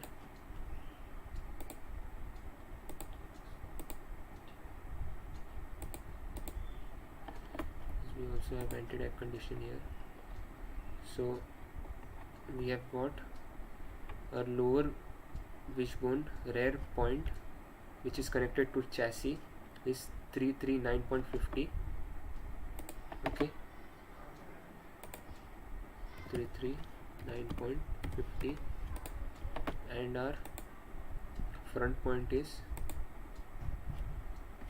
383.60, okay. So we have got y and z points, and for x point we will see that we have set the origin for the x as the center of our nose, and our front point is 5 inches further, and our rear pivot point is 5 inches lower to the this point, okay. So we will get a negative 127 for the front one and positive 127 as the rear point, okay. So that's what we will put here.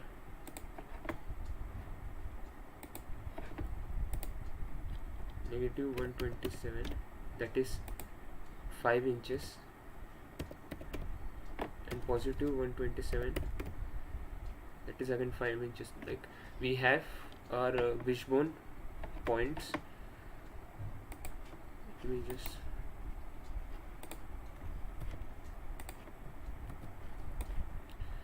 so like lower wishbone, this point is the rear point and the other point is the front point, okay. So the front point is 127 away from the center point and towards negative side, and 127 towards positive side is a rare point, rare wishbone point. Okay,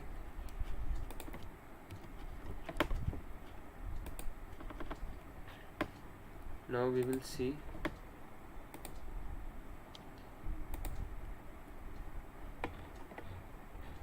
our ball joint point, that is 115.90 mm above the ground and 604.66 away from the origin. Okay, so we will note it down.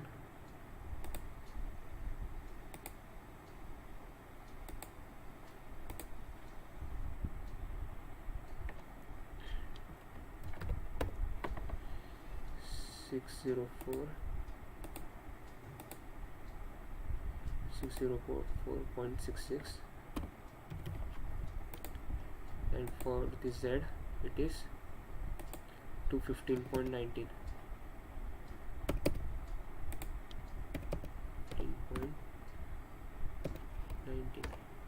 Okay, our ball joint will be at the center. Okay, we will have our origin point at the center.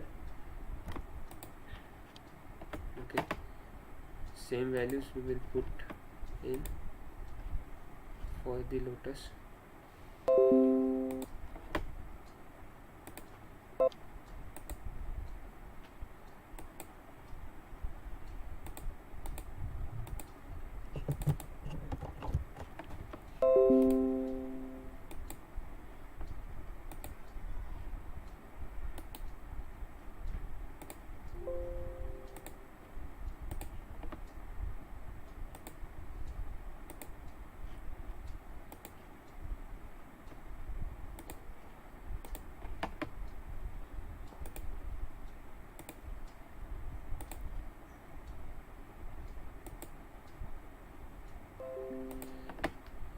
So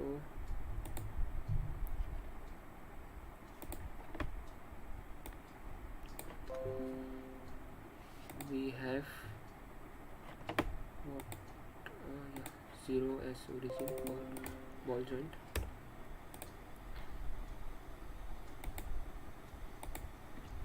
Six 604.66 and at Z 215.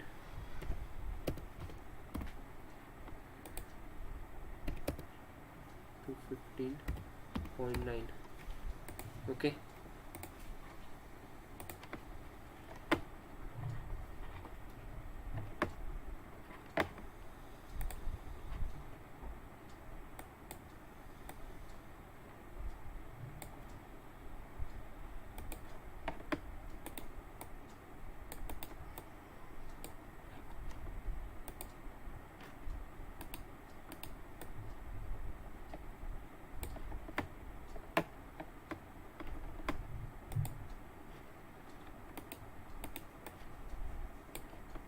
so yeah, now you guys can see properly like what I am trying to say here. We have our lower wishbone with anti-dive condition with the ball joint at the center. Okay, and there are 2 points, upper pivot point as minus 127 towards X and positive 127 towards X, positive side, towards positive side. So like this, what I will do, like this, I will find out each and every point quickly and fill the table, and then we will see from the side view how our geometry is really looking like. Okay, we'll quickly fill the table. We'll find out points for the other points.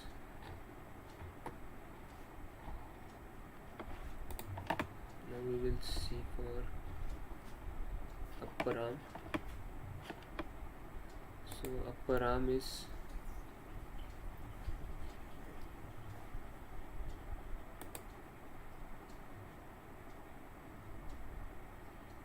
is again 152.12 in the y direction.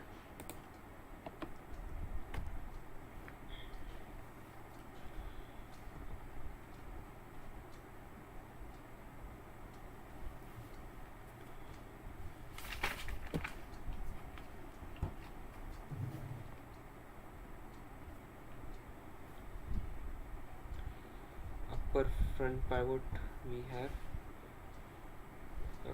for y 152.12. For rear pivot point also we will have 152.12, but now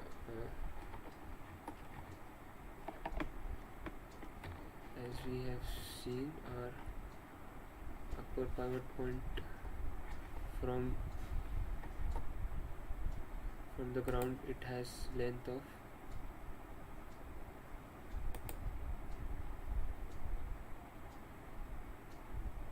480.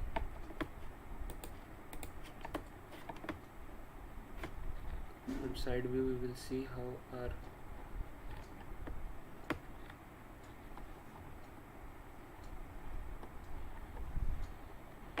you can also attach one pipe here, so the pipe section here, so that you can get upper mounting points, or you can directly connect to this points of the chassis. It's totally depend upon you guys. So what we will do, we will just put the dimension from the ground. It is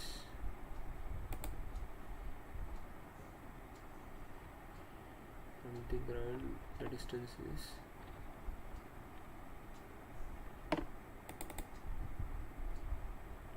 480.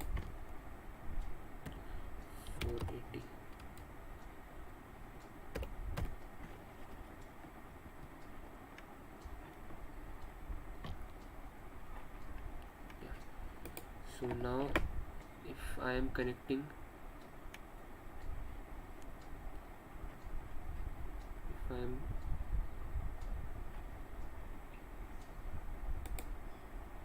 if I am taking this as my red point and this as my front point, then from the center I will have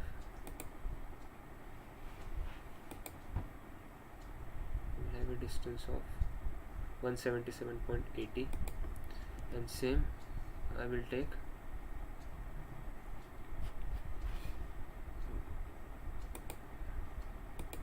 for front. I will take the value in negative sign.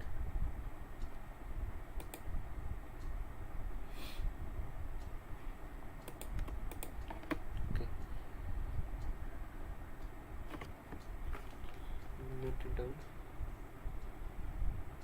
177.80 negative and positive 177.80. And for Z we will have 480. Okay,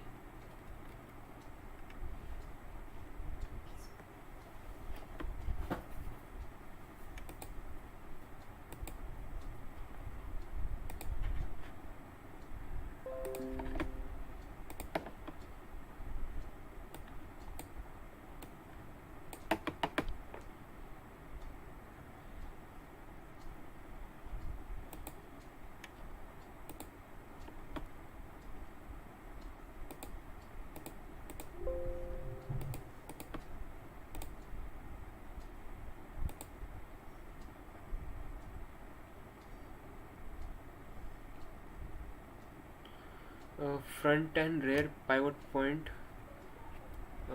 Spiceman is asking how to locate the front and rear pivot point in the side view swing arm geometry.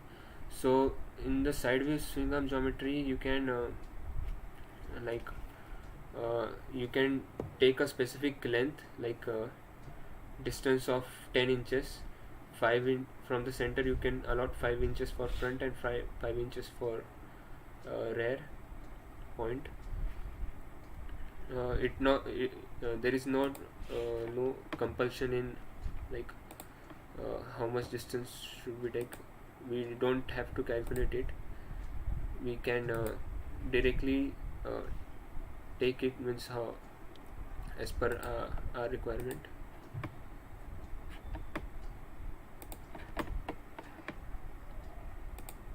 Now from by distance I will put this 152.12, again 152.12. From Z, distance is 480,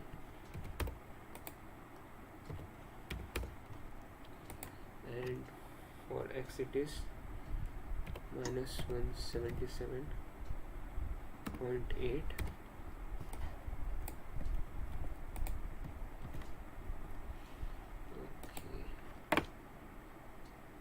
Just a second, guys.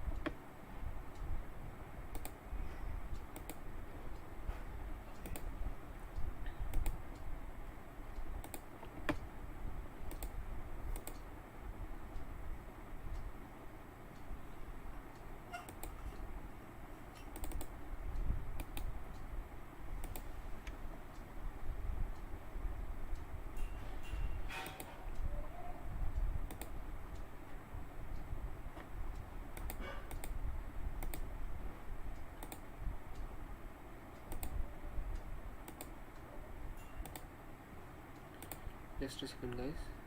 I'm just adjusting it properly.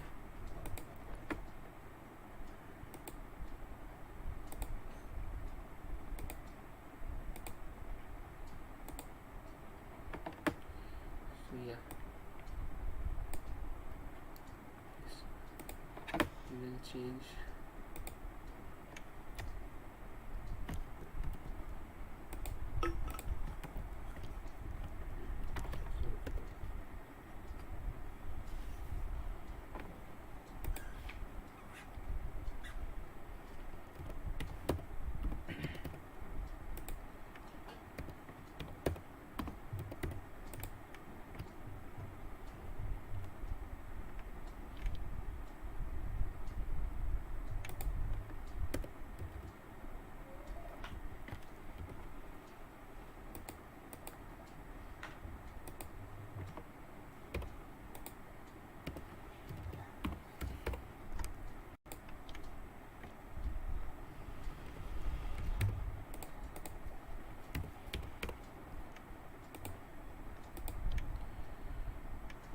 We are providing caster for our assembly, then it will be slightly towards negative side.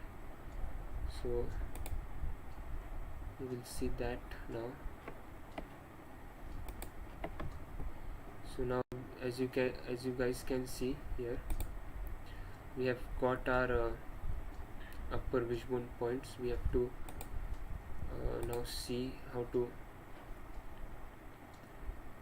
bring a front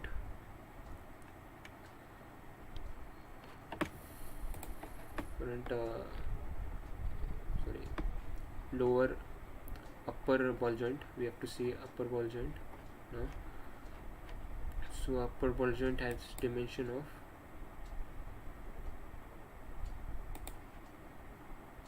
it is 281 above and from the axis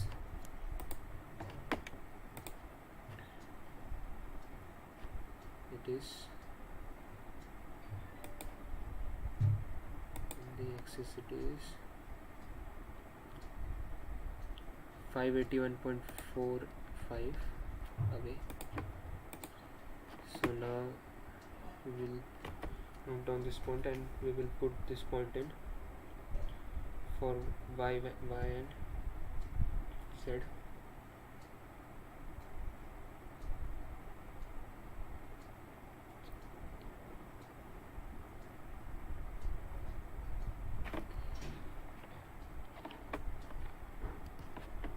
So when we have, like when we see our tire from the side view,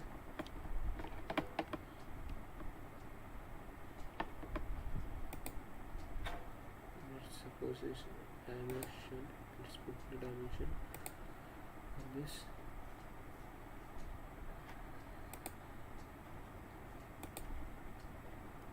(23)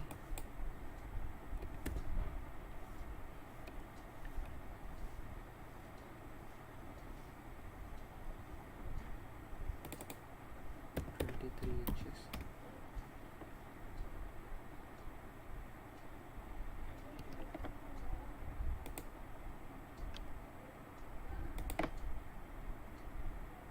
We will put a center axis for our tire.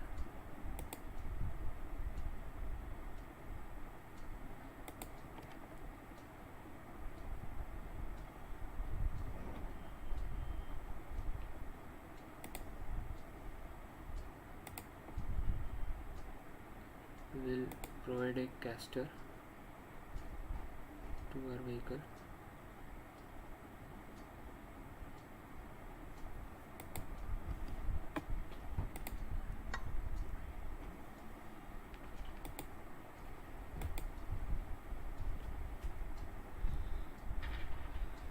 Caster is off.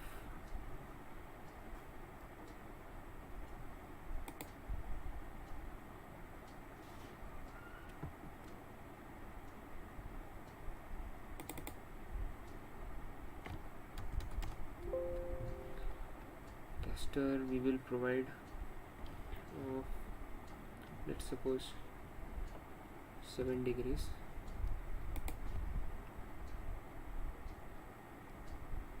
Okay, and our knuckle is off 3.5 above and 3 below.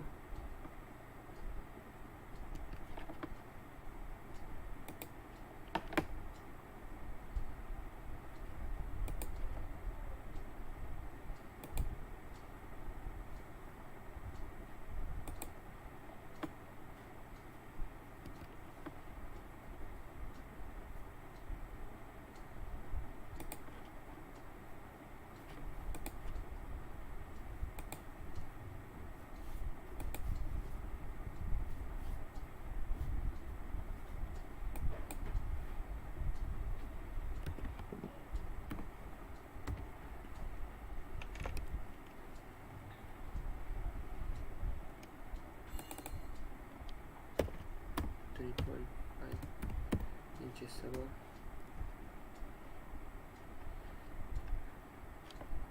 As you will practice this, the process will be much faster. You will be able to do much faster.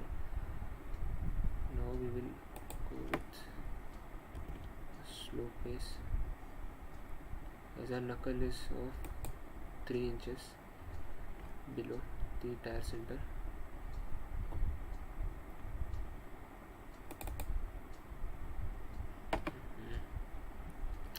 Just a second, guys.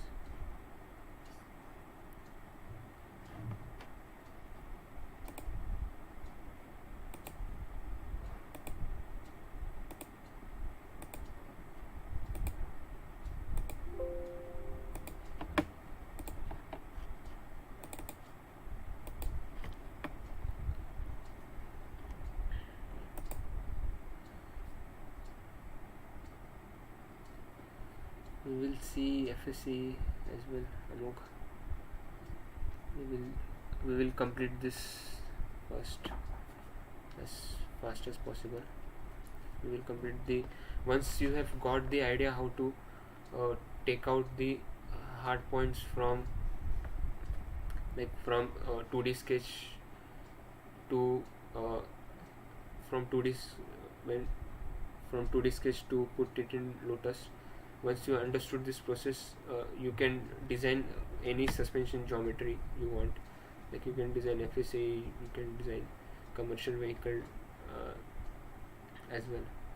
The critical process is to take out the hard points from the 2D sketch, which we are understanding right now.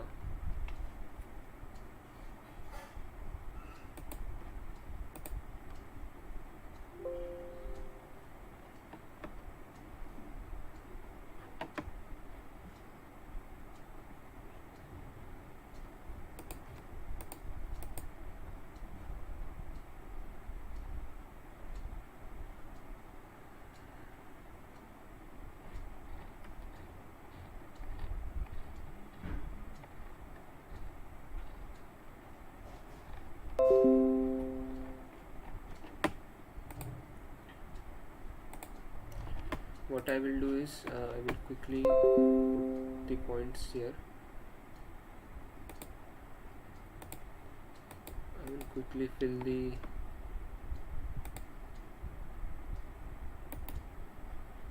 front view points.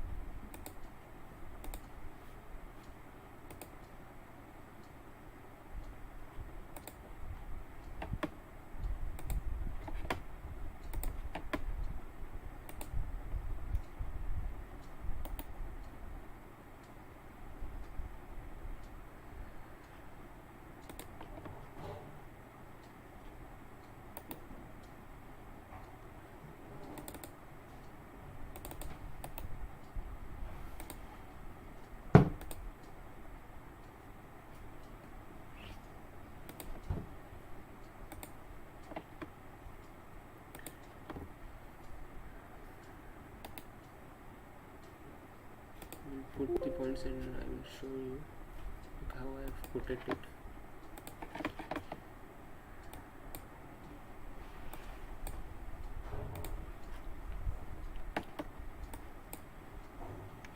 Wait for 2 seconds. I will put the points and I will show you.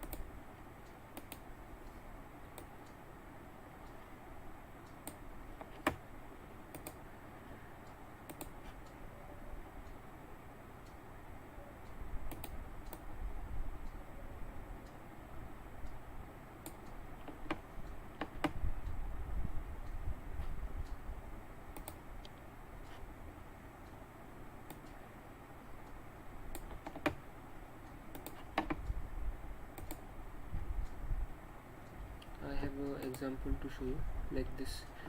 Are you guys able to see this? Just put yes in the comment box. This is an example file I am showing you, like how it will look after you will put all the points in the coordinate system. Just put yes if you guys are able to see the geometry. Like when you will see from the front view. Yeah, is it visible now? It shows a perfect geometry for Baja. Okay, and from this side view, okay, wait, from this side view, yes, after putting all the points, you will be able to see this geometry. Okay, this kind of geometry. When we will see from above, this is for semi-trailing arms. Okay, like this is from the above you will see this is our center point, CG point we can say. From the front, this is how it looks. From this side it will look like this. Okay, so whatever we have drawn in the 2D sketch, it was like this only. Okay, so this were the points which were going and attaching at the instantaneous center, and that points we will calculate each and every point and we will insert it here. Okay,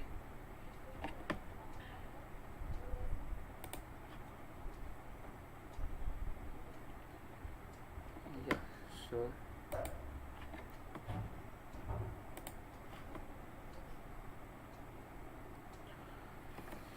we will see now other points also we have to adjust here. Like we have to also manage the tire rolling radius. Rolling radius is half of your tire diameter. So we have 23 inches of tires. So when we will divide it 23 into divided, we will get 225 mm. So we will take it as a roll center, put it in the roll center, and width of the tire is we have taken as 7 inches. So convert it into mm and just put it here. Whatever stiffness your tire has, you have to put in the vertical stiffness. And spring dimension you can change here, and also you can change spring dimension here.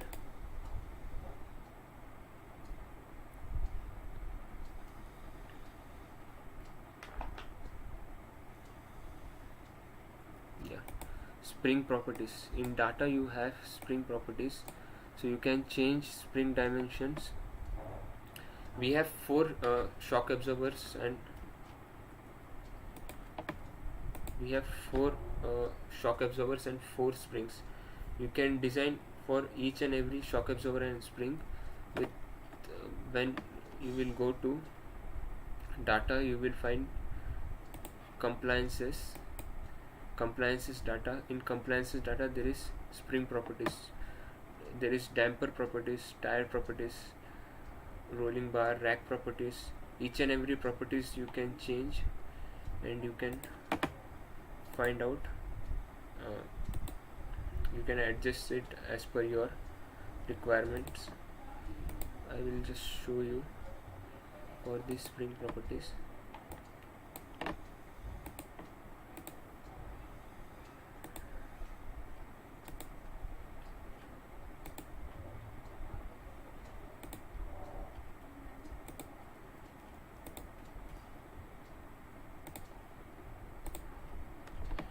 So you guys can see the spring properties.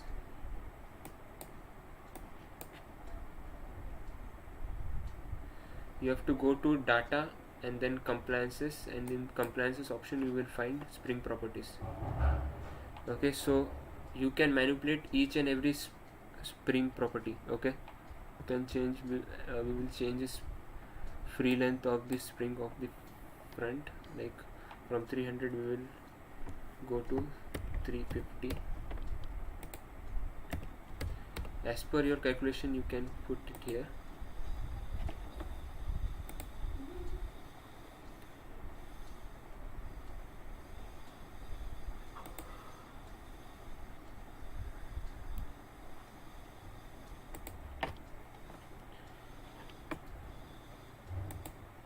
after that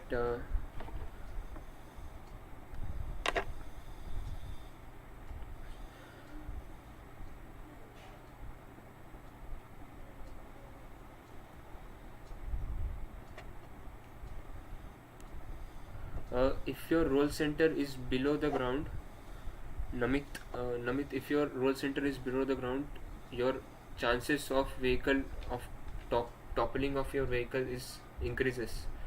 So that's why you should have a roll center point above the ground, closely half to your center of gravity, as a rolling point is where your vehicle will roll.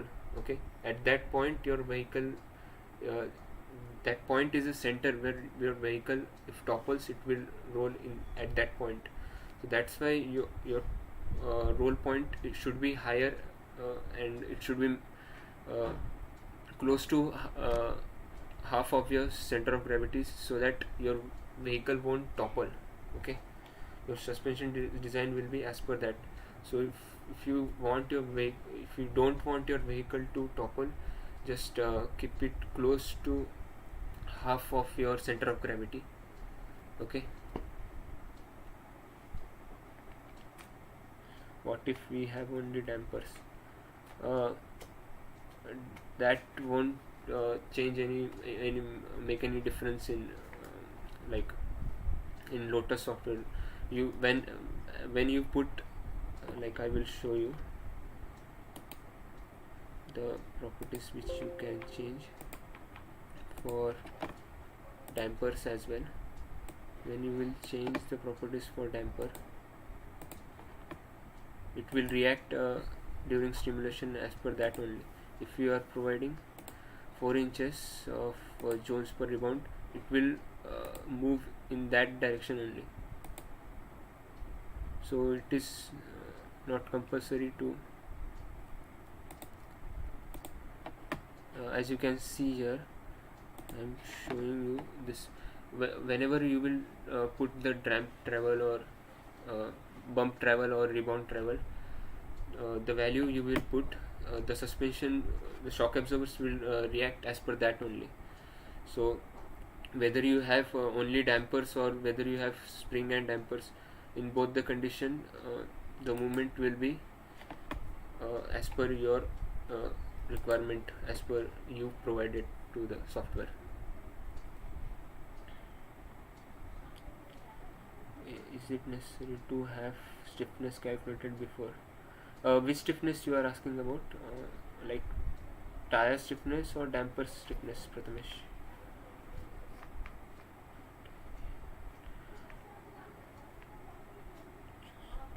Center of gravity has like for center of gravity, I will suggest you to design entire vehicle in SolidWorks, and there is the option of mass property. So when you will click on mass property, you will also see the center of gravity from X, Y and Z direction. It will show at the center of the part, so assembly, at the center of the assembly. So it is the most accurate way to find out center of gravity of a vehicle, to design entire vehicle, assemble it, and then check its mass property. Otherwise, if you go with the standard method, then you won't be able to calculate it properly, because as per race car vehicle dynamics, they are already having a car, and for that car they are finding out the center of gravity, and we don't have our vehicle already in hand. So that's why we have to go with that SolidWorks model only.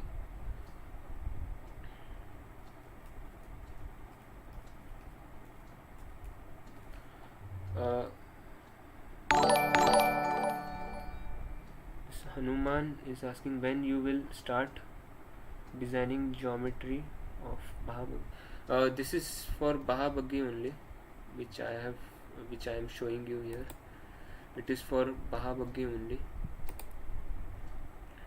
It is with the semi-trailing arm, as you can see here. This geometry is for Baja only.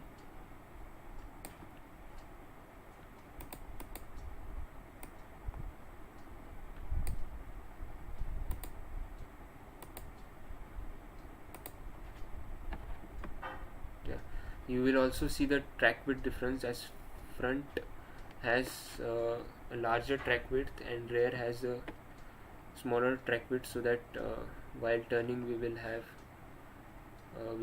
able to take a zero turn properly,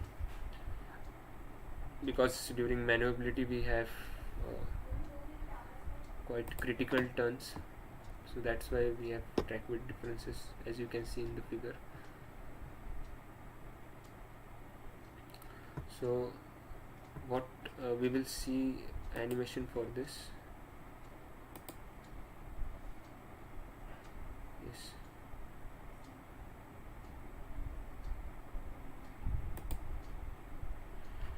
So you guys able to see the animation?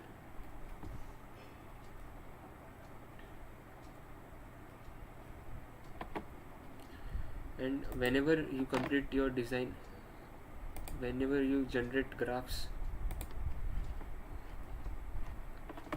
like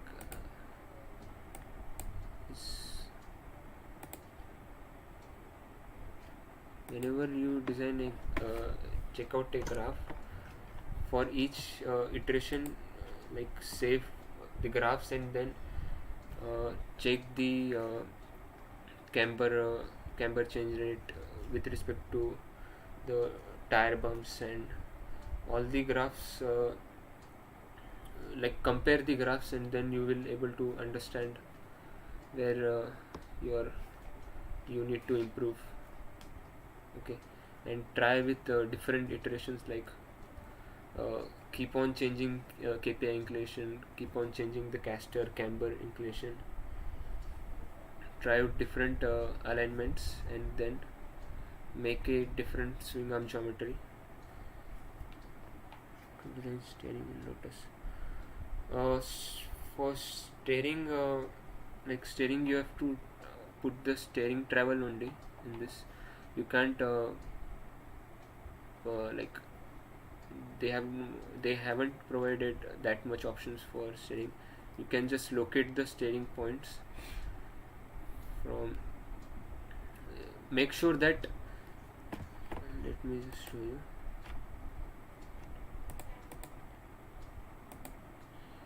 Whenever you are designing a steering system, that steering points also should match the instantaneous center.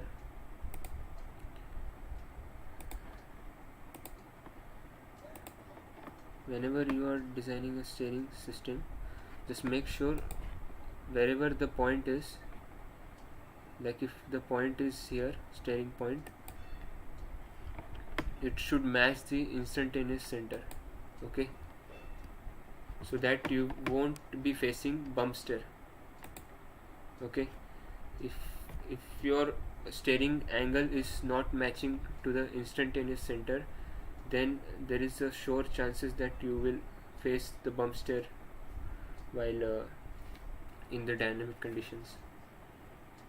So reducing the bump steer, you have to match the steering point to the instantaneous center.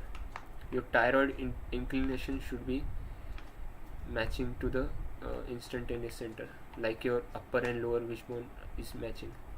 Okay,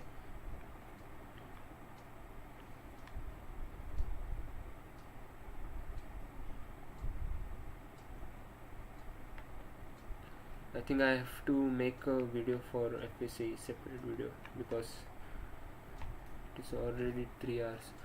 What doubts you have, just you guys can put it here, whatever doubts you are having.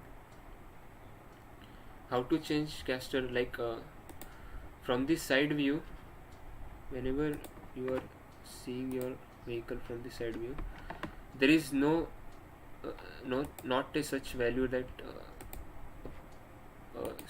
single value there is not a single value for caster, like you have to do iteration only. Okay, whenever you see I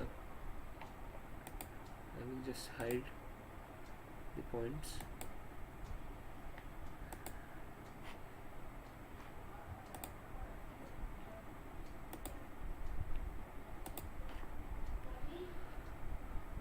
Like for caster, again you have to do iterations, like first take for 5 degrees, then for 8 degrees, like that you have to do iterations. There is no such perfect value for it. Dive and squat conditions, you have to provide so that while braking your nose should not go towards uh, front side. Your driver's comfort will be maintained if you provide 10 to 15 degrees of anti-dive condition. Basically you have to incline from the side view, your arms should be inclined to 10 degrees, your upper and lower arms, to provide anti-dive condition.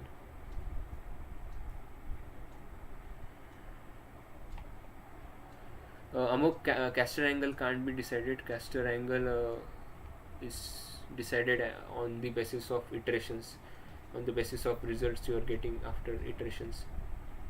As per like the books have given you the range of the caster angle, camber angle. If you refer Kripal Singh, they have given they have explained the caster and camber angles, and they have provided the range, certain range, like 2 degrees to 5 degrees you have to provide. Like that you have to do the iterations for them, and then you will get a perfect camber angle.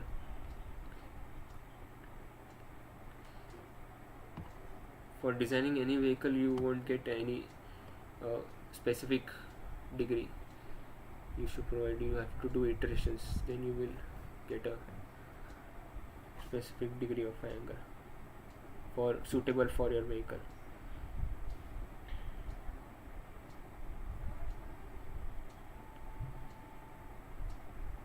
Counter steering effect, I will make a video on steering calculation, a proper video.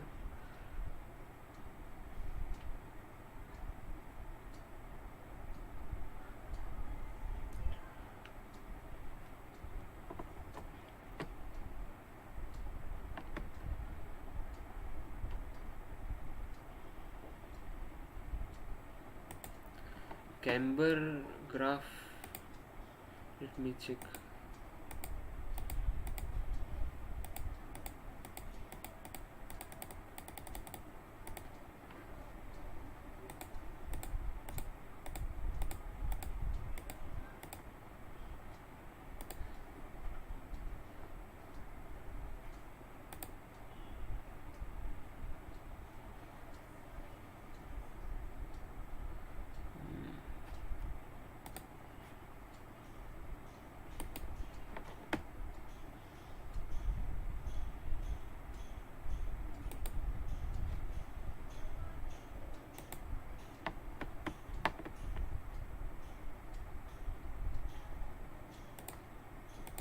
Let me just share you the graph.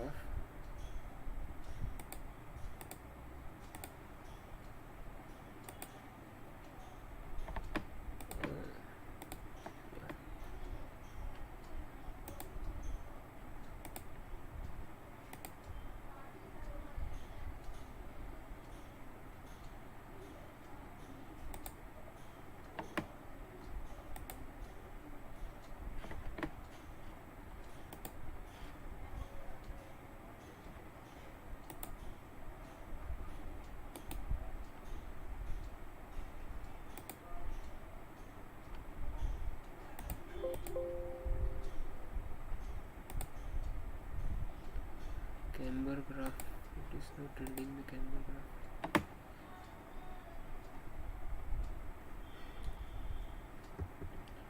graph. Iterations of like when you draw one swing arm geometry, put the hard points into Lotus, then create graphs, then save that graph. Like that do with different alignments. When you have 10 different graphs, you see that how much bump stir you are reducing, how much camber change rate is reducing.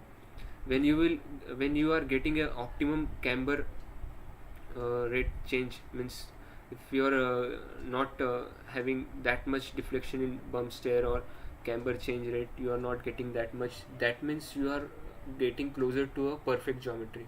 Okay, so for that you have to do different types of iterations with different alignment values. Okay, the procedure for front view swing arm geometry will be the same as I showed you. It's just that value will be changed, like KPI value will be changed, camber, caster value will be changed. Hard points will go up and down for with few little changes will be there, but from the graphs you will understand that bump stir has reduced drastically. Like there is like 5% change, 10% change in the bump stir. So when it is getting a like when you find out that I am getting a reduced bump stir values from the previous one, and after certain iterations the values are coming same, that means that certain specific 10th or 11th iteration which you are getting will be a perfect one for your vehicle, and that you should go with. Like you will understand from the graph that when the reduction you will see in the bump stir and camber change rate reduction during wheel travel.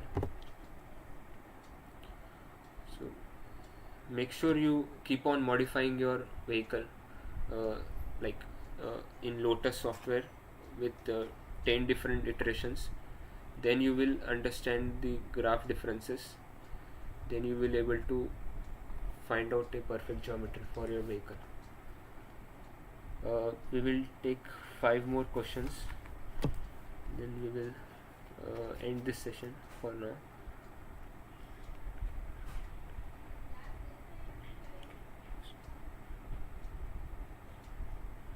How to understand camber gain? Give small example and explain. Camber gain, for example, like if you are having 10 inches of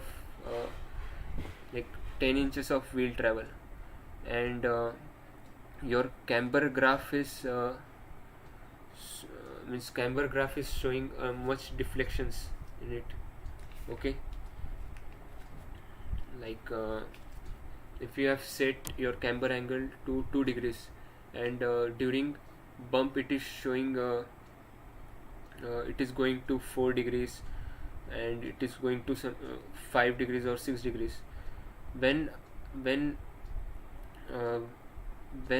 at a certain point, when you will get 3, when it will reduce from 5 towards 3 towards your standard value which you have provided, then it will be a perfect camber gain, right? So what I am trying to say is when you have set your tire to a 2 degrees of camber, okay, and during dynamic condition it is going to 5 degrees or 6 degrees, then it is certainly a undesirable condition. Okay, so to come to a desirable condition, when you will do iterations and you will get a graph which will close to 2 degrees of camber gain during dynamic condition as well. So at that time that geometry is right geometry for your vehicle, like that.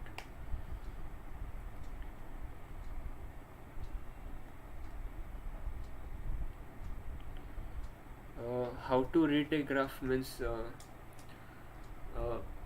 whenever you will keep a 3 same graphs beside each other, you will understand the value of deflections, right? Okay, when the dynamic and static conditions are close to each other, when the values of dynamic conditions and static condition values are close to each other, that means your geometry is perfect and good to go. Means like that geometry you should choose for your vehicle. For Adams, I have provided link in my other videos. You can check it out. I've also show a video how to download a free Adams software from getintopc.com. From that you can download Adams software. You have to just search for the software.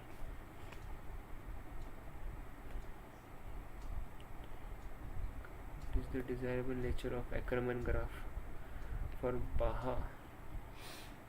Desirable nature, I'm not able to understand exactly what you are trying to ask me. Last two questions we will answer. Just put your questions.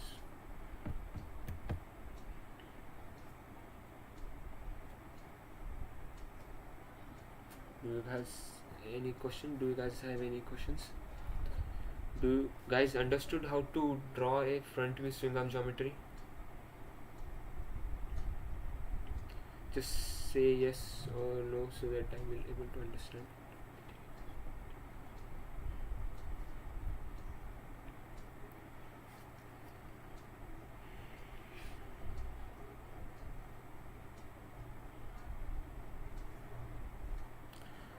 I am from team address toss.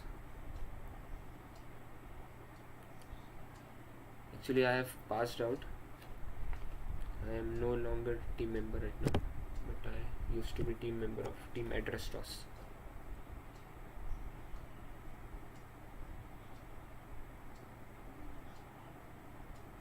Yes, the process is same for FSAE.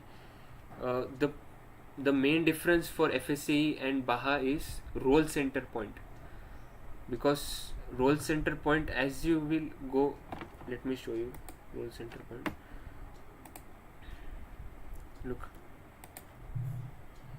let me just make it collinear.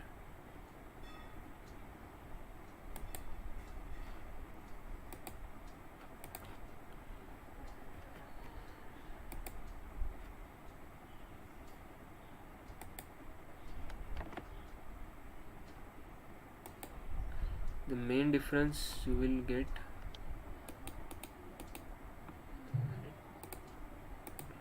as soon as I will change the point, like this is 317.50 is the roll center height. Okay, as soon as I will change the roll center height, you will see that arms and other points will go little downwards. Okay,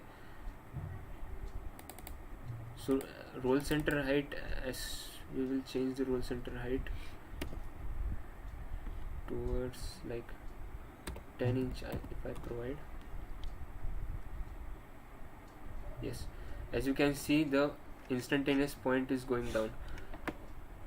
The lower will be the point, like if roll center height is let's suppose consider the roll center height is close to like 1 inches or 2 inches, we will take for FSA, and from that you can you will get the arms dimensions for your arms.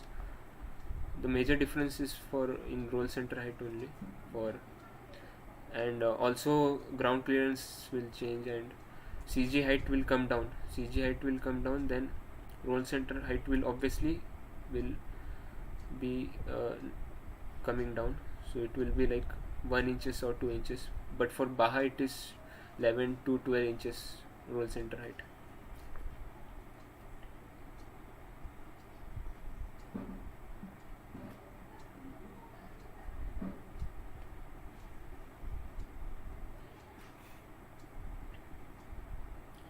You will find you are not get into PC.